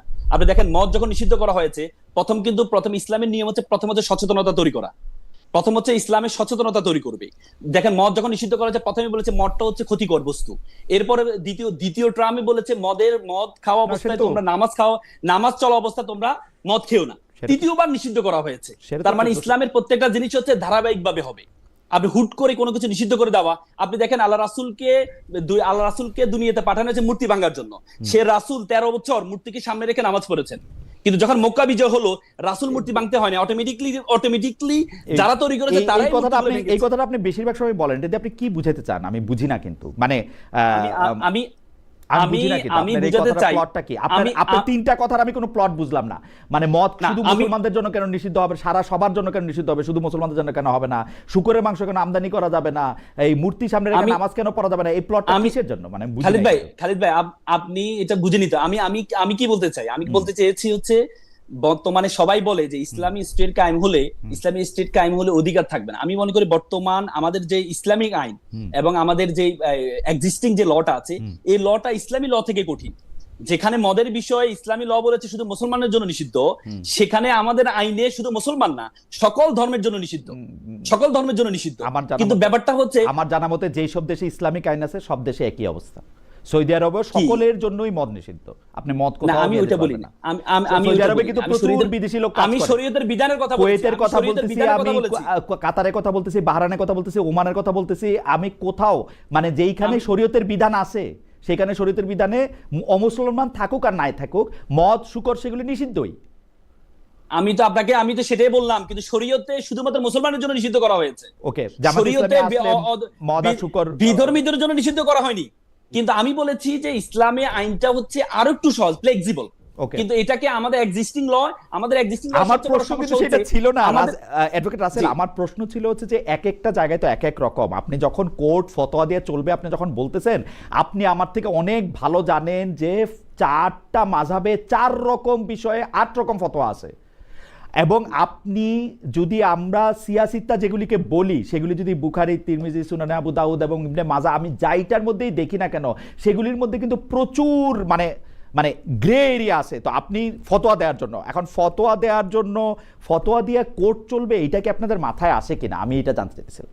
এবং কোন ফতোয়া আপনারা একই মতো কেমনে করবেন, আমি আপনাকে বলি, ইসলামে হারামের বিষয়ে স্পেসিফিক করা আছে।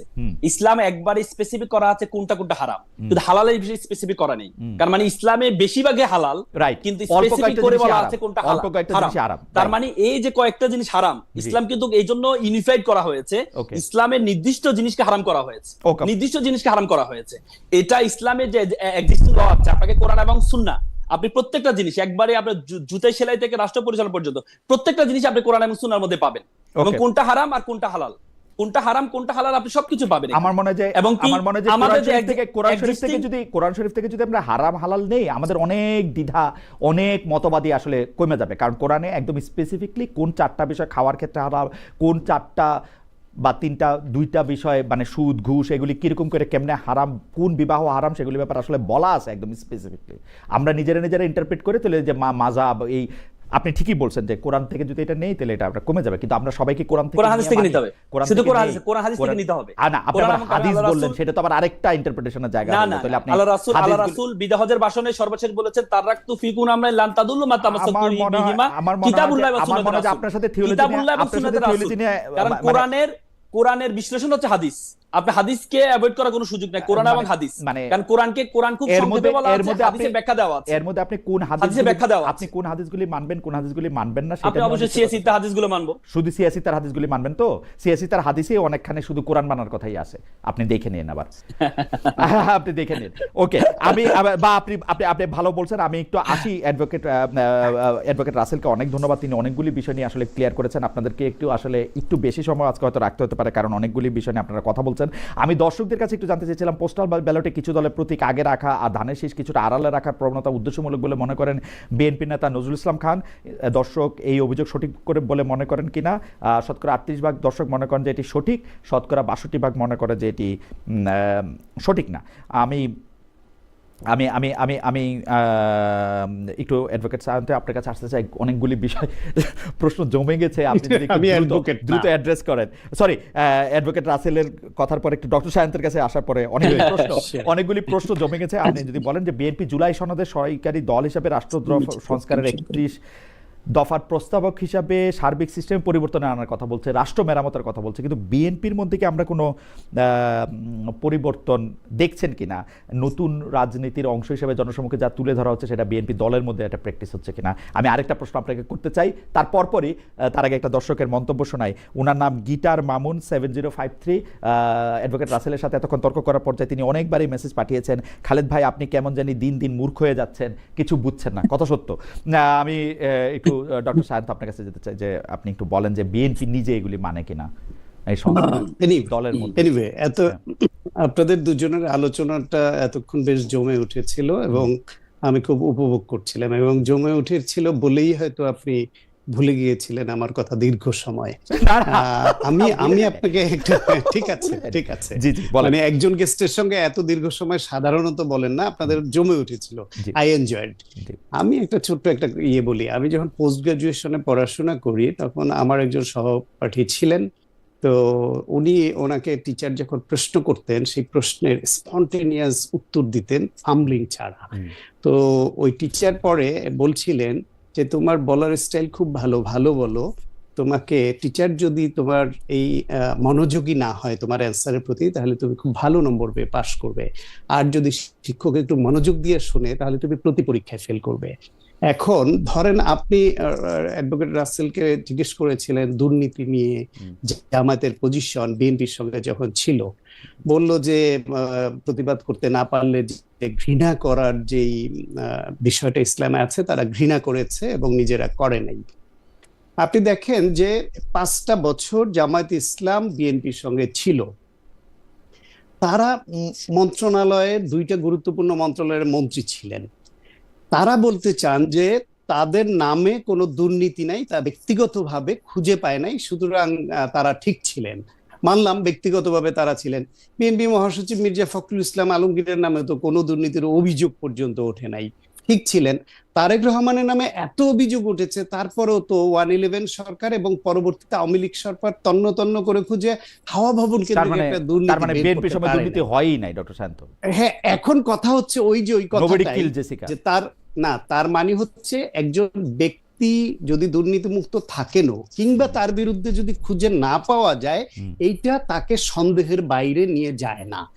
জামায়াত ইসলামের মন্ত্রীরা তারা 5 বছরের মধ্যে কোনো একদিন আনুষ্ঠানিক বা অনানুষ্ঠানিকভাবে বিএনপিকে ওয়ার্ন করে নাই যে আপনারা যদি আপনাদের সরকার চলার সময় যদি এইরকম দুর্নীতি চলে তাহলে আমাদের পক্ষে আপনাদের সঙ্গে এই সরকারে থাকা সম্ভব হবে না। কারণ মন্ত্রিত্বের লোভ তারা বলে নাই। ব্যাখ্যা দিচ্ছেন যে এই সময় সরকারের সঙ্গে থাকাটা, আমি ওই কথাটা আসছি যে সরকার টিকতো না। আমি বলছি বিএনপির সঙ্গে 2001 সালের নির্বাচনে জোট হয় জামাত ইসলামের। ম্যাডাম খালেদা জিয়া যে ওয়ার্ড দিতেন কাউকে, তিনি সেই কথা রক্ষা করতেন, প্রতিশ্রুতি কখনো ভঙ্গ করতেন না। শুধুমাত্র সে কারণে 2/3 মেজরিটি বিএনপি এককভাবে পাওয়ার পরেও জামায়াত ইসলামের 2জন গুরুত্বপূর্ণ নেতাকে 2টা গুরুত্বপূর্ণ মন্ত্রণালয় দিয়েছেন, যেহেতু নির্বাচন করার আগে তাদের কথা দিয়েছেন এবং জোট করেছেন। সেজন্য এবং জামায়াতের 2 জন নেতা মন্ত্রী কেন, পুরা জামাত যদি ওই সরকার থেকে চলে যায়, সমর্থন প্রত্যাহার করে, তাহলে বিএনপি তো একাই 2/3 মেজরিটি ছিল 2001-এর নির্বাচনে, আপনি নিশ্চয়ই জানেন। Right. তো জামাত চলে গেলে সেই সরকার চলবে না, দেশের স্বার্থে বিএনপির সঙ্গে না, না, শুধু সরকার টিকাতে সংশোধিত থেকেছে। সরকার না, এটা রাষ্ট্র তো হয় কাঠামো না। না, কিন্তু ডক্টর রাষ্ট্র সাহেব, শুধু না, সংশোধিত সরকার না, বলি জামায়াত যদি আসি। জি, হ্যাঁ, আওয়ামী- বিশৃঙ্খলা তৈরিতে বাংলাদেশে জামাত ওস্তাদ, সেটা আমরা জানি, যে আওয়ামী লীগ ওস্তাদ সেটাও আমরা জানি, জি, আওয়ামী লীগ সেই জন্য ওস্তাদ। করেছেন। জি। আরেকটা বলি, আওয়ামী লীগ সরকারের সময় ঠিক জামাতের এই বয়ানটার মতো একটা বয়ান আওয়ামী লীগের কোন নেতা কারো ব্যাপারে দিতেন। মতিয়া চৌধুরীর ব্যাপারে বলা হতো উনি খুবই সৎ। আমি বলতাম, হ্যাঁ, উনি হতে পারে ফাইন্যান্সিয়ালি সৎ, উনি অনেক সম্পদের মালিক হন নাই, ব্যক্তিগতভাবে চুরি করেন নাই, কিন্তু উনি তো রাতের ভোটে এমপি হয়েছেন। ওনার সরকার তো এরকম পলিসি মেক করে এদেশ থেকে গণতন্ত্র হত্যা করেছে। ওনার সরকার তো ব্যাপকভাবে দুর্নীতি এবং টাকা পাচার করছে, একটা শব্দ তো করছে না, একটা প্রতিবাদ তো করছে না, সুতরাং ওনাকে আমি সৎ মানতে রাজি না। ঠিক একইভাবে জামায়াত ইসলাম সরকারে ছিল, বিএনপির যা যা দায় আছে সব দায় জামাত ইসলামেরও আছে, কারণ তারা ক্ষমতায় থাকতে একটা শব্দও করে নাই। এবং একটা গোটা সিস্টেমে যখন কোনো না কোনো পার্সেন্টেজ কারাপশন থাকে, 2টা মন্ত্রণালয় আইসোলেটলি কারাপশন মুক্ত থাকতে পারে না। ব্যক্তিগতভাবে সেই মন্ত্রী 2 টাকা না খাইতে পারে, তার অধস্তন খেয়েছে, তার নিজের নিয়োগ দেওয়া লোক খেয়েছে, তার পিএস খেয়েছে, কেউ না কেউ খেয়েছে। কারণ গোটা দেশের সিস্টেমটা যখন করাপশনের সিস্টেমের মধ্যে যদি থাকে, ঢুকে যায়, তাহলে এইটা আমি সরকারের আপনার সময়, সাথে- এটা আমি আপনার সেখানে সাথে তো একমত। হতে পারে না। এটা আমি সুতরাং আপনার সাথে ওই যে আপনি যদি মনোযোগ দিয়ে শোনেন, তাহলে দেখবেন যে পাশ করা কঠিন হয়ে যায়, এরকম সব বক্তব্য আসছে। এবার বলি বিএনপির পরিবর্তন নিয়ে। বিএনপির পরিবর্তন হচ্ছে ওইখানে একটা দলের শীর্ষ নেতৃত্বকে তার ফলোয়াররা, অন্য নেতারা ফলো করেন।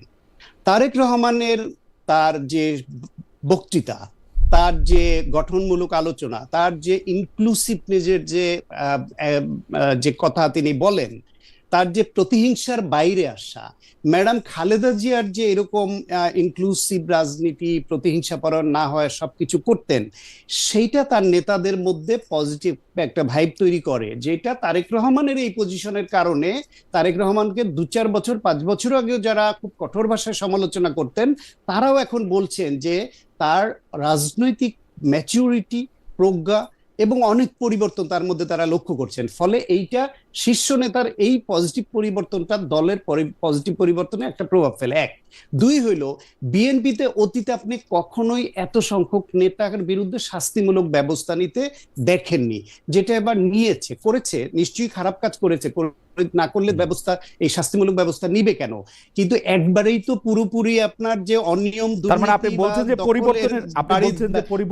পরিবর্তনের চেষ্টাটা অব্যাহত পরিবর্তনের আছে, চেষ্টাটা আপনি এখনো অনেক অগ্রহণযোগ্য বিষয় আছে, এবং আমার প্রত্যাশা থাকবে যে এই যে প্রক্রিয়াটা নিজেদের শুধরে নেবার, এটা যেন অব্যাহত থাকে এবং আরো যাতে স্ট্রিক্ট হয় শীর্ষ নেতৃত্ব, তাহলে বিএনপির মধ্যে। কারণ বাংলাদেশের ভবিষ্যৎ এবং বর্তমান আমি বিএনপির বাইরে অন্য কারো হাতে নিরাপদ মনে করি না, বলে আমি মনে করি তারেক রহমান এবং বিএনপি ফেল করা মানে বাংলাদেশ ফেল করা। সুতরাং তাদের যা যা অগ্রহণযোগ্য আছে সেখান থেকে তাদেরকে বেরিয়ে আসতেই হবে। আমি ডক্টর সায়ন্ত, আপনাকে দ্বিতীয় প্রশ্ন করার আগে আমি একটু দর্শকদের মতামত একটু বলতে চাই, যে কারণ আমার এবং অ্যাডভোকেট রাসেলের কথায় কিছু সংখ্যক মানে ভুল বোঝাবুঝি হয়তো সৃষ্টি হয়েছে, সেগুলো আমি একটু বলি। খালেদ ভাই, কোরআন ও হাদিস নিয়ে কথা বলার সময় সাবধান থাকেন। রেদওয়ান আহমেদ বলতেছেন, এমন কথা বললেন না যাতে ঈমান না থাকে। ভাই, আমার ঈমান আছে কি না আছে সেই বিবেচনা ভার আপনাকে আল্লাহ দেয় নাই, কেউই দেয় নাই দুনিয়াতে, বিশ্বাস করেন দেয় নাই, আবার পড়েন বই খাতা। 2 হচ্ছে, খালেদ মহিউদ্দিন বলছে শুধু কোরআন মানলেই হবে, কিন্তু প্রশ্ন হলো কোরআনে তো নামাজের কথা বলা আছে, কিন্তু নামাজ কিভাবে পড়তে হবে এটা কোরআনে বলা হয়েছে, তা হাদিস অবশ্যই পড়তে হবে না। আমি এই কথা কখনোই বলি না যে শুধু কোরআন পড়তে হবে। আমি বলছি, আমি অ্যাডভোকেট রাসেলের বক্তব্যের সাথে একমত, কোরআনে একদম স্পষ্ট বলা আছে কোনটা হারাম কোনটা হালাল, সেইভাবে আসলে সেইটা মানতে হবে, এবং সেই মানলে যাদের মধ্যে থেকে একটু পার্থক্য আছে তাদের সবার এক জায়গায় চলে আসতে হবে। Correct me if I am wrong advocate Russell, লোকজনকে আলাদা আলাদা থেকে একসাথে আনতে হলে কোরআন প্রসঙ্গে তিনি এই কথা বলছেন, পাশাপাশি এই কথাও তিনি বলছেন যে হাদিসও মানতে হবে। আমি বলছি কোন হাদিসগুলি মানা যাবে মানা যাবে না, তিনি বলছেন যে সিয়াসিত্তা বলে যে 6টা হাদিস আমরা চিনি সেই হাদিসগুলি আমাদের মানতে হবে। আমি তাদেরকে বলছি যে ওই হাদিসের মধ্যে তো আসলে এরকম হাদিসও আমরা এরকম দেখি যে ওইটার মধ্যে শুধু কোরআন মানার কথা আছে, আমরা এটার এই প্রসঙ্গে তার মতামত শুনতে চাইছিলাম। যাই হোক, এইটা নিয়ে নিশ্চয়ই আবার যদি যখন অ্যাডভোকেট রাসেল বলবেন তখন বলবেন। অন দ্য পয়েন্টে হ্যাঁ, অ্যাডভোকেট রাসেল যখন বলবেন তখন বলবেন। আমি অ্যাডভোকেট রাসেলের কাছে আসবো, কিন্তু আমি জনাব সায়ন্তের কাছে এই গণভোট নিয়ে একটা প্রশ্ন করতে চাই যে মূলত বিএনপি রাজি না হওয়ায় কিন্তু ইউনূস সরকার গণভোটটা আগে দিতে পারে নাই, একই দিনে দিতে হয়েছে। কিন্তু এই গণভোটটা নিয়ে বিএনপির কোনো অবস্থান আমরা স্পষ্ট দেখি না। বিএনপি কেমন জানি এই ক্ষেত্রে জামাত ইসলামের মতো কথা বলে। কিরকম জানেন, আমরা তো না ভোট দেওয়ার কোনো সুযোগ নাই। আরে বাবা, আপনি যদি মনে করেন এটাতে আপনি সাইন করছেন, আপনি বলেন হ্যাঁ ভোট দেন। আপনি না ভোট দেওয়ার সুযোগ নাই, আপনি এটা দিবেন কি দিবেন এটা জানি না। এদিকে আবার সরকার কেন প্রচারণা করে সেটাতে আবার কারো কারো এটা নিন্দামন্দ দেখতে পাই। সরকারের একটা সংস্কার, সরকারের একটা ইয়ার মধ্যে ছিল, ও এটা প্রচারণা করবে না। মানে ধরেন বিশ্বের সর্বশ্রেষ্ঠ গণতন্ত্র যদি আমরা ধরে নিই, যেসব দেশে আছে এই পশ্চিমা দেশগুলিতে বা আমেরিকাতে বা ভারতে, তারা কি তাদের এজেন্ডাটা বাস্তবায়নের জন্য জনগণের বলবে না? এটা তো কি অন্যায় হলো, আমি জিনিসটা বুঝি না। কিন্তু ডক্টর সায়ন্ত, আপনি মানে বিএনপির পজিশনটা আপনি বুঝেন কিনা যে গণভোটে আমরা কি করব? এটা দুইটা পার্ট। একটা হচ্ছে গণভোটে বিএনপির অবস্থান, আর একটা হচ্ছে সরকার হ্যাঁ ভোটের পক্ষে যে প্রচারণা চালাচ্ছে সেটা ঠিক করছে কিনা। প্রথমে আমি ছোট করে হ্যাঁ ভোটের সরকারের প্রচারণার অবস্থান নিয়ে বলি, এটা ঠিক করছে না। সরকার প্রচারণা করবে, সকলকে বলবে যে আপনারা গণভোটে অংশ নেন এবং গণভোটে আপনারা বুঝে আপনার যে আকাঙ্ক্ষা সেটা আপনি ভোটের মাধ্যমে ব্যক্ত করেন। সরকার এইখানে গণভোটে হ্যাঁ বা, যেহেতু আপনি হ্যাঁ বা না রেখেছেন, সেই হ্যাঁ বা নাতে যদি সরকার একটা পক্ষ নেয় আর কোনো রাজনৈতিক দল ওই পক্ষ নেয়, তখন মনে হবে সরকার এবং এই রাজনৈতিক দলগুলা একপাক্ষিক হয়ে গেছে। আমি একটা ছোট্ট উদাহরণ আপনার সামনে রাখি। ব্রেক্সিট হবে কি হবে না, এই প্রসঙ্গে ব্রিটেনের সেই সময়কার প্রধানমন্ত্রী জনাব ক্যামেরন, তিনি ছিলেন হচ্ছে টরি পার্টির নেতা, মানে কনজারভেটিভ পার্টির নেতা। তিনি বলতেছিলেন যে ব্রেক্সিটটা আসলে দরকার নাই, আমরা ইউরোপীয় ইউনিয়নে থাকি। কিন্তু এবং সেইটার পক্ষে কিন্তু তিনি প্রচারণাও চালাইতেছিলেন। কিন্তু যে জনগণ যেই দেখা গেল যে গণভোটে ব্রেক্সিটের পক্ষে রায় দিছে, ক্যামেরন পদত্যাগ করলেন, তার কিন্তু সংখ্যাগরিষ্ঠতার অভাব ছিল না। এটা তো তিনি করতেই পারেন, এটা তার এজেন্ডা। এজেন্ডা হচ্ছে সংস্কার। পারেন না, আমি বলি আপনাকে, আপনি ভালো বলেছেন উদাহরণ, ওই উদাহরণটা এনে। বাংলাদেশে এর আগেও যে 3টা গণভোট হয়েছে, জিয়াউর রহমানের সময় একটা, হোসেন মোহাম্মদ এরশাদের সময় একটা, এবং এই সংসদীয় পার্লামেন্টারি সিস্টেমে আসার সময় খালেদা জিয়ার সময় একটা। ওই সময়ও কিন্তু সরকার হ্যার পক্ষে প্রচারণা চালিয়েছে। শুধু ব্রিটেনের উদাহরণ অত দূরে যাওয়ার দরকার নাই। কেন চালিয়েছে? তখন সরকার ওই অবস্থা নিয়ে শুধু হ্যাঁ না ভোট দিয়েছে। তখন যদি কোনো রাজনৈতিক দলের বিরুদ্ধে দাঁড়িয়েছে যারা, তাদের সঙ্গে সরকারের পজিশনের ফাইট হয়েছে। কিন্তু এইখানে একটা জাতীয় নির্বাচন হচ্ছে, সেই জাতীয় নির্বাচনে মানুষ মার্কায় ভোট দিবে, একই সঙ্গে হ্যাঁ না ভোট হচ্ছে। এইখানে রাজনৈতিক দলগুলোর অবস্থানের উপরে এটা ছেড়ে দিতে হবে, যাতে সরকার না, বরং আপনি উল্টা বললেন না, ওইটা তো সরাসরি কনফ্লিক্ট অফ ইন্টারেস্ট ছিল। জিয়াউর রহমান সাহেব বলতেছেন আপনারা কি আমাকে ক্ষমতায় দেখতে চান নাকি চান না, এরশাদ সাহেব বলতেছেন আপনারা কি ক্ষমতা আমাকে দেখতে চান কি চান না। এটা conflict of interest. Doctor Mohammad Yunus এবং তার সরকারে তো কিছুই যায় আসে না এই সংস্কারে হ্যাঁ আসলো কি না আসলো। ওরা তো একটা আদর্শগত জায়গা থেকে জিনিস সমর্থন করতেছে। তাদের কিছু যায় আসে কিনা সেই প্রশ্নের থেকে বড়, ধরেন আমি ব্যক্তিগতভাবে যদি মনে করি যে এখানে 4টা ক্লোজ আছে এবং যতগুলা বিষয় দিয়েছে এই সনদের মধ্যে যা আছে, এর মধ্যে আমি 80% কে আমি ওন করি, 20% কে আমি হ্যাঁ বলতে চাই না, আমি একটা কনফিউশন রেইজ করলাম এবং আমি এখানে ভোট দিব কিনা আমি সিদ্ধান্ত নিব। না বলেন আপনি, এইরকম না না রাজনৈতিক দল হতে পারে।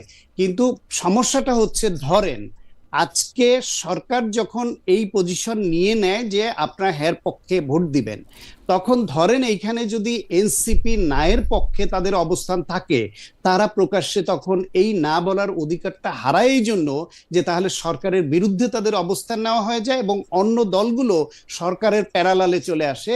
পাবলিকের মধ্যে একটা রং মেসেজ যাবে যে তাহলে বিএনপি, সরকার, জামাত এরা এক লাইনে, এরকম তো আলাদা হয়ে যাবে, আমরা বলতে কথাই ছিল না ডক্টর শান্ত, এরকম তো কথাই ছিল না। কথা ছিল যে জুলাই সনদটার ব্যাপারে যারা সাইন করবে তারা এটা মেনে নিবে। তো আপনারা জুলাই সনদে সাইন করছেন, আপনারা এটাকে হের পক্ষে আপনারা বলেন, আপনারা বলেন, সরকার বলুক, সবাই বলুক। হের পক্ষে তো বলবে। বিএনপির অবস্থান বিএনপি স্পষ্ট করেছে।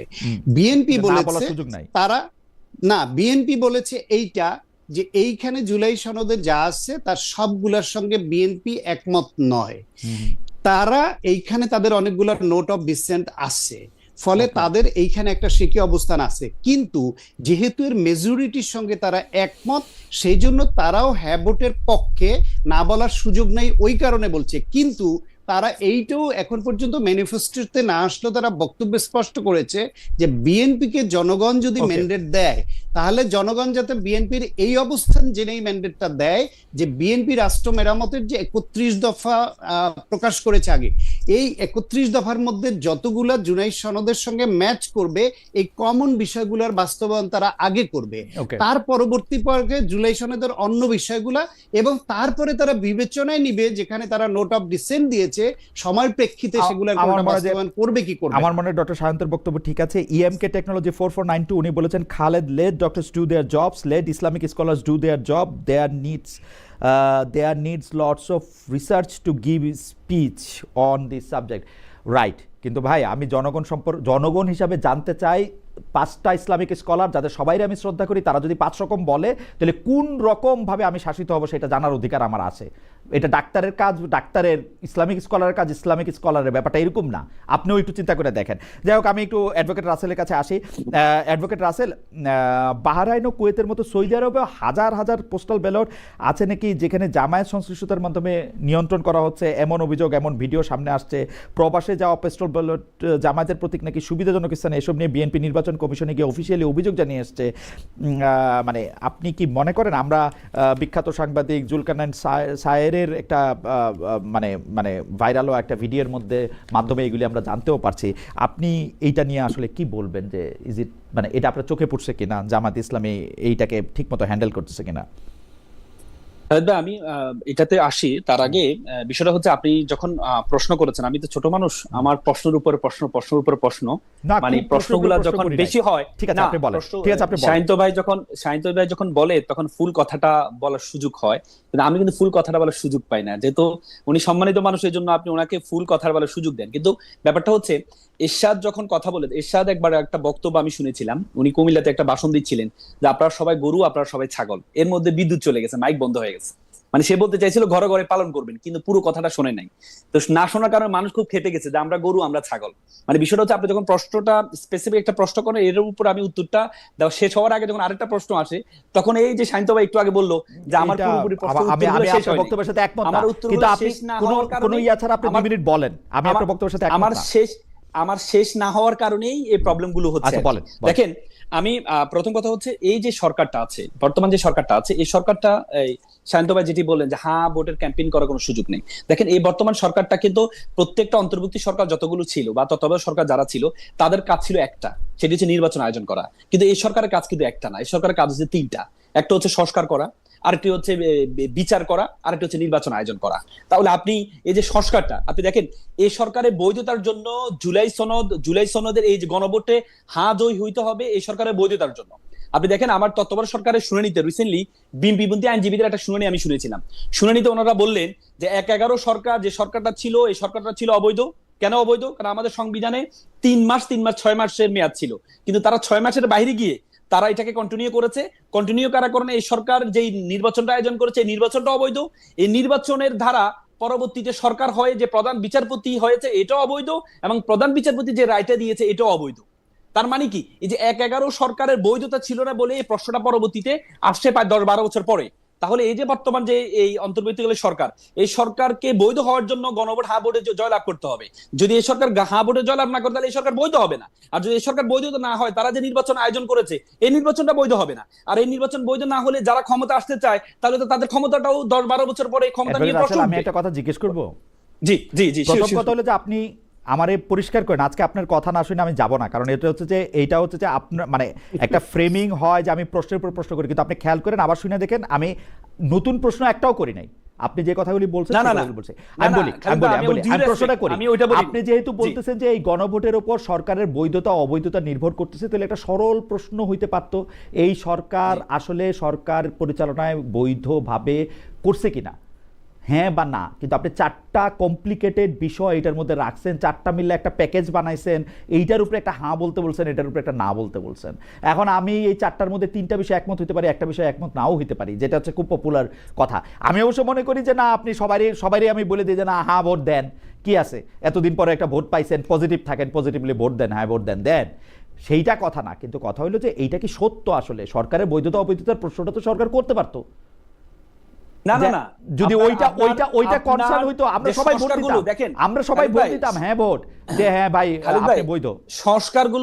সংস্কারগুলো আমাদের তো এবার নির্বাচনটা তো আসলে কোনো দলকে জয় করার জন্য না, জামাতকে জয় করার জন্য এবার নির্বাচন না, বা Okay. বিএনপিকে জয় করার জন্য নির্বাচন না, বাংলাদেশকে জয় করার জন্য। ওকে, বাংলাদেশের জয় করার জন্য সংস্কারগুলো খুবই গুরুত্বপূর্ণ। Okay. দেখেন শাহিন তবে একটা কথা বললেন যে 31 দফা, আপনি দেখেন 31 দফার 4 নম্বর কলামে ওনারা বলেছিলেন রাষ্ট্রপতি ক্ষমতা এবং প্রধানমন্ত্রী ক্ষমতা ওনারা ব্যালেন্স করবেন। অথচ এবার সংস্কার কমিশনের যে প্রস্তাব ছিল, এই প্রস্তাবে নোট অফ ডিসেন্ট দিয়েছেন ওনারা, রাষ্ট্রপতি ক্ষমতা এর ক্ষেত্রে বাড়ানোর ক্ষেত্রে ওনারা নোট অফ ডিসেন্ট দিয়েছেন। তাহলে 31 দফার একটাকে ওনারা এগেনস্টে চলে গেছেন। তাহলে ওনারা পরবর্তীতে ক্ষমতা আসলে এই যে সংস্কারগুলো করবেন, এই সংস্কারগুলো বিশ্বাসযোগ্য হবে না বলেই হানা ভোটের বিষয়টা আসছে আপনার। তারপরে আপনি যে বিষয়টা নিয়ে আসেন ব্যালেটের বিষয়টা, দেখেন ব্যালেটের বিষয় আপনি খুব অভিজ্ঞ মানুষ, যেহেতু আপনি নিজেই বিদেশে আছেন, আপনি ব্যালেটের যে চিঠিগুলো পাওয়া গিয়েছে, আপনি দেখেন একটা ব্যালেট পেপার পেলেই কিন্তু ভোটগুলো কাউন্ট হয় না। কারণ একটা ব্যালেট পেপার পেতে হলে দুই প্রক্রিয়ায় ভোটগুলো কাউন্ট হয়। একটা হচ্ছে একটা পোস্টাল কিউআর কোড আছে, মানে একটা সাইন ইন করতে হয় একটা পোস্টাল অ্যাপে, সেখানে সাইন ইন করার জন্য এনআইডি কার্ড দিতে হয়, তারপর সেখানে নাম্বার দিতে হয়, কোড দিতে হয়, কোড দেওয়ার পরে সেই পোস্টাল অ্যাপসে আপনি সাইন ইন করবেন। এরপরে যে চিঠিটা আসবে, চিঠিটার যে একটা কিউআর কোড আছে, এই কিউআর কোড স্ক্যান করতে হবে। স্ক্যান করার পরে এরপরে আপনি ভোটটা দিতে পারবেন। তার মানে কারো কাছে যদি শুধু চিঠিগুলো থাকে, এই চিঠি দিয়ে সে ভোট দিতে পারবে না, সে ভোটটা অ্যালাউ হবে না। কারণ তাকে এই যে স্ক্যান করা, তার কিউআর কোড যেটা আছে তার নিজস্ব নাম্বারে, নিজস্ব মোবাইলে, এটাকে স্ক্যান করা ছাড়া সেই ভোটটা কাউন্টেবল হবে না। এবং কি আপনি দেখেন বিদেশে হচ্ছে একটা পোস্টাল অ্যাড্রেস নেওয়ার জন্য কিছু, যেমন বাহারাইনে আমি যেটা জানতে পেরেছি যে তাদের পোস্টাল অ্যাড্রেস নেওয়ার জন্য কিছু টাকা দিতে হয়। এই জন্য তারা নির্দিষ্ট একটা অ্যাড্রেসে তারা সবগুলো পোস্টাল নিয়ে এসে তারা চিঠিগুলো প্রত্যেকে, আপনি যে ভিডিওটা ভাইরাল হয়েছে, এই ভিডিওর মধ্যে কেউ দিচ্ছে, কেউ দেখাতে পারবে না যে ভোট দিচ্ছে, দাড়িপাল্লা ভোট দিচ্ছে বা হাত পাকা ভোট দিচ্ছে, কেউ দেখাতে পারবে না। সেখানে দেখানো হচ্ছে যে চিঠিগুলো বন্টন করা হচ্ছে, কারণ এই চিঠিগুলো যদি কারো একজনের কাছে থাকে, সে চাইলে। আপনি কোনো অ্যানোমালি দেখতে পান নাই, তাই তো অ্যাডভোকেট রাসেল? না না, আমার কাছে মনে হয়নি, কারণ এই চিঠিগুলো একটা অ্যাড্রেসে গিয়েছে, সেই অ্যাড্রেস থেকে বন্টন হচ্ছে। Fair enough. আপনি যেহেতু অ্যানোমালি দেখতে পান নাই, তো আপনি কি না, আপনার কাছে আরেকবার একটু আসবো, আমি একটু জনাব সায়ন্তর কাছে আমি শেষ প্রশ্নটা একটু করে আসি। জনাব সায়ন্ত, এই আসলে নতুন প্রশ্নে যাওয়ার আর এখন সময় নাই, আমি বরং এইটাই বলি যে হ্যাঁ ভোট না ভোট নিয়ে যে অ্যাডভোকেট রাসেলের কনসার্ন, সেটা আমাদের সকলেরই কনসার্ন। বিএনপিকে প্রথম থেকেই আসলে সংস্কারের বিষয়ে কেমন জানি কনজারভেটিভ মনে হচ্ছে। সংস্কার বললেই বিএনপি 31 দফা দেখাচ্ছে, বেগম জিয়ার 20-30-এর ঘোষণা দেখাচ্ছে, বলছে তারা, কিন্তু আসলে সংস্কারের ব্যাপারে বিএনপি একদমই নিমরাজি। অনেকেই বলছেন বিএনপি ক্ষমতা গেলে সংস্কার করবেন না। আমার কেন এই আশঙ্কা হচ্ছে, বিএনপি আসলে সংস্কার বা এই জাতীয় জিনিস করার ব্যাপারে একটু আসলে কথা না রাখার দলেই। যেমন বিচার বিভাগ আলাদা করার প্রশ্নে 2001 সালে সকল কিছু হওয়া সত্ত্বেও বিএনপি কিন্তু বলছিল যে তার আগে এটা করতে চান এবং 5 বছরে করেন নাই। একটু যদি অ্যাডভোকেট বলেন। সেটা ক্ষমতায় থেকে অনেক ডক্টর সাহেব যদি বলেন। জি, ক্ষমতায় থেকে অনেক প্রতিশ্রুতি রক্ষা করতে ব্যর্থ হওয়ার এই নজির বাংলাদেশের যারা যারা ক্ষমতায় ছিল প্রত্যেকের কম বেশি আছে, বিএনপিও আছে। বিএনপি সে দায় এড়াতে পারে না। কিন্তু এটাও সত্য যে বিএনপি বাংলাদেশে দীর্ঘদিন ধরে এই ফ্যাসিবাদের বিরুদ্ধে লড়াই সংগ্রাম করতে গিয়ে এইবার তারা যে নিপীড়নের শিকার হয়েছে, এবং তারা যেইভাবে এইবার নিজেরাই পুস্তক প্রকাশ করে, প্রথমে 26 দফা, তারপরে এরা সমমনা ডান বাম অন্যদের সঙ্গে আলোচনা করে 31 দফায় নেয়া, সবকিছু করা, এর আগে ভিশন 2030 করা, এই যে এইবার যত তারা একাডেমিক ওয়েতে যেভাবে প্রচার করা, অঙ্গীকার করা, সবকিছু করেছে বছরের পর বছর, এইটা আগে করে নাই, ফলে বিএনপির পক্ষে এইবার এইখান থেকে সরে যাওয়াটা কঠিন হবে। যদি সরে যেতে চায় তাহলে সাধারণ জনগণই তাদের প্রতারক হিসেবে রাষ্ট্র পরিচালনার যে ম্যান্ডেট যদি তারা দেয় সেটা প্রত্যাহার করে নিতে সময় লাগবে না, তারা দেশ চালাতে পারবে না। সুতরাং বিএনপির মধ্যে ওই পরিবর্তন আছে বলে আমি মনে করি এবং প্রত্যাশা করি তারা এটা করবে। এখন কথা হলো, বিএনপি যে 31 দফার কথা বলেছে এবং যতবার বলেছে, লিখিতভাবে বলেছে, বাংলাদেশে বিএনপি ছাড়া আর কোনো একটি দলও তো সেটি করেনি। সুতরাং বিএনপি এক্ষেত্রে এগিয়ে আছে, তারা সংস্কারের বিপক্ষে, এইটা তাদেরকে অন্যায়ভাবে আক্রমণ করার একটা হাতিয়ার ছাড়া আর কিছু না। এখন আপনি যে সন্দেহ পোষণ করছেন যে ক্ষমতায় এসে তারা রাখবে কি রাখবে না, ক্ষমতায় এসে অতীতে তো বাংলাদেশে যারা যখন ছিল সবারই আছে। জামাত ইসলামের যে 2জন মন্ত্রী ছিল তাদের বিরুদ্ধে আমরা এতক্ষণ আলোচনা করেছি, তাদের বিরুদ্ধে আছে, বিএনপির বিরুদ্ধে আছে, না, জামাত ইসলামের বিরুদ্ধে কেমনে থাকলো আপনি জানেন সায়ন্ত? জামাত ইসলামের বিরুদ্ধে কেমনে থাকলো? মানে দুই মন্ত্রী আর প্রধানমন্ত্রী তো এক কথা না। প্রধানমন্ত্রী হচ্ছে, বাংলাদেশ হচ্ছে প্রধানমন্ত্রী শাসিত সরকার। আমি আপনাকে বলি ছোট ছোট উদাহরণ, কিন্তু আপনাকে বুঝতে পারবেন যে প্রত্যেকটা রাজনৈতিক দল তার স্বার্থের বাইরে যেতে চায় না। দলীয় স্বার্থটা আগে চিন্তা করে, তারপর রাষ্ট্র এবং নেশনের স্বার্থ চিন্তা করে। আমি এই ঠিক গতকালই রাসেলের সঙ্গে একটা অনুষ্ঠানে ছিলাম, এই উদাহরণটা দিয়েছিলাম যে 2008 সালের নির্বাচনে বিএনপি যে নমিনেশনটা দিবে সেখানে বিএনপিকে বাধ্য করেছিল আলী আহসান মোহাম্মদ মুজাহিদ ফরিদপুরের একটি আসন তাকে দেবার জন্য, যেখানে তার জামানত বাজেয়াপ্ত হয়েছিল, এবং কখনোই এখানে জামানত রক্ষা করবার মতো ভোটের অধিকারী জামাত না। ওই আসনটা কামাল ইবনে ইউসুফের 3 পুরুষ ধরে তারা ওইখানে নির্বাচিত হওয়া পরিবার। তো সেই অবস্থা, ওই দলীয় স্বার্থ, সে ভাবেনি যে জোট কি করে উপকৃত হবে, দলকে তার রাষ্ট্র পরিচালনায় কি করে অ্যাডভান্টেজ পাবে।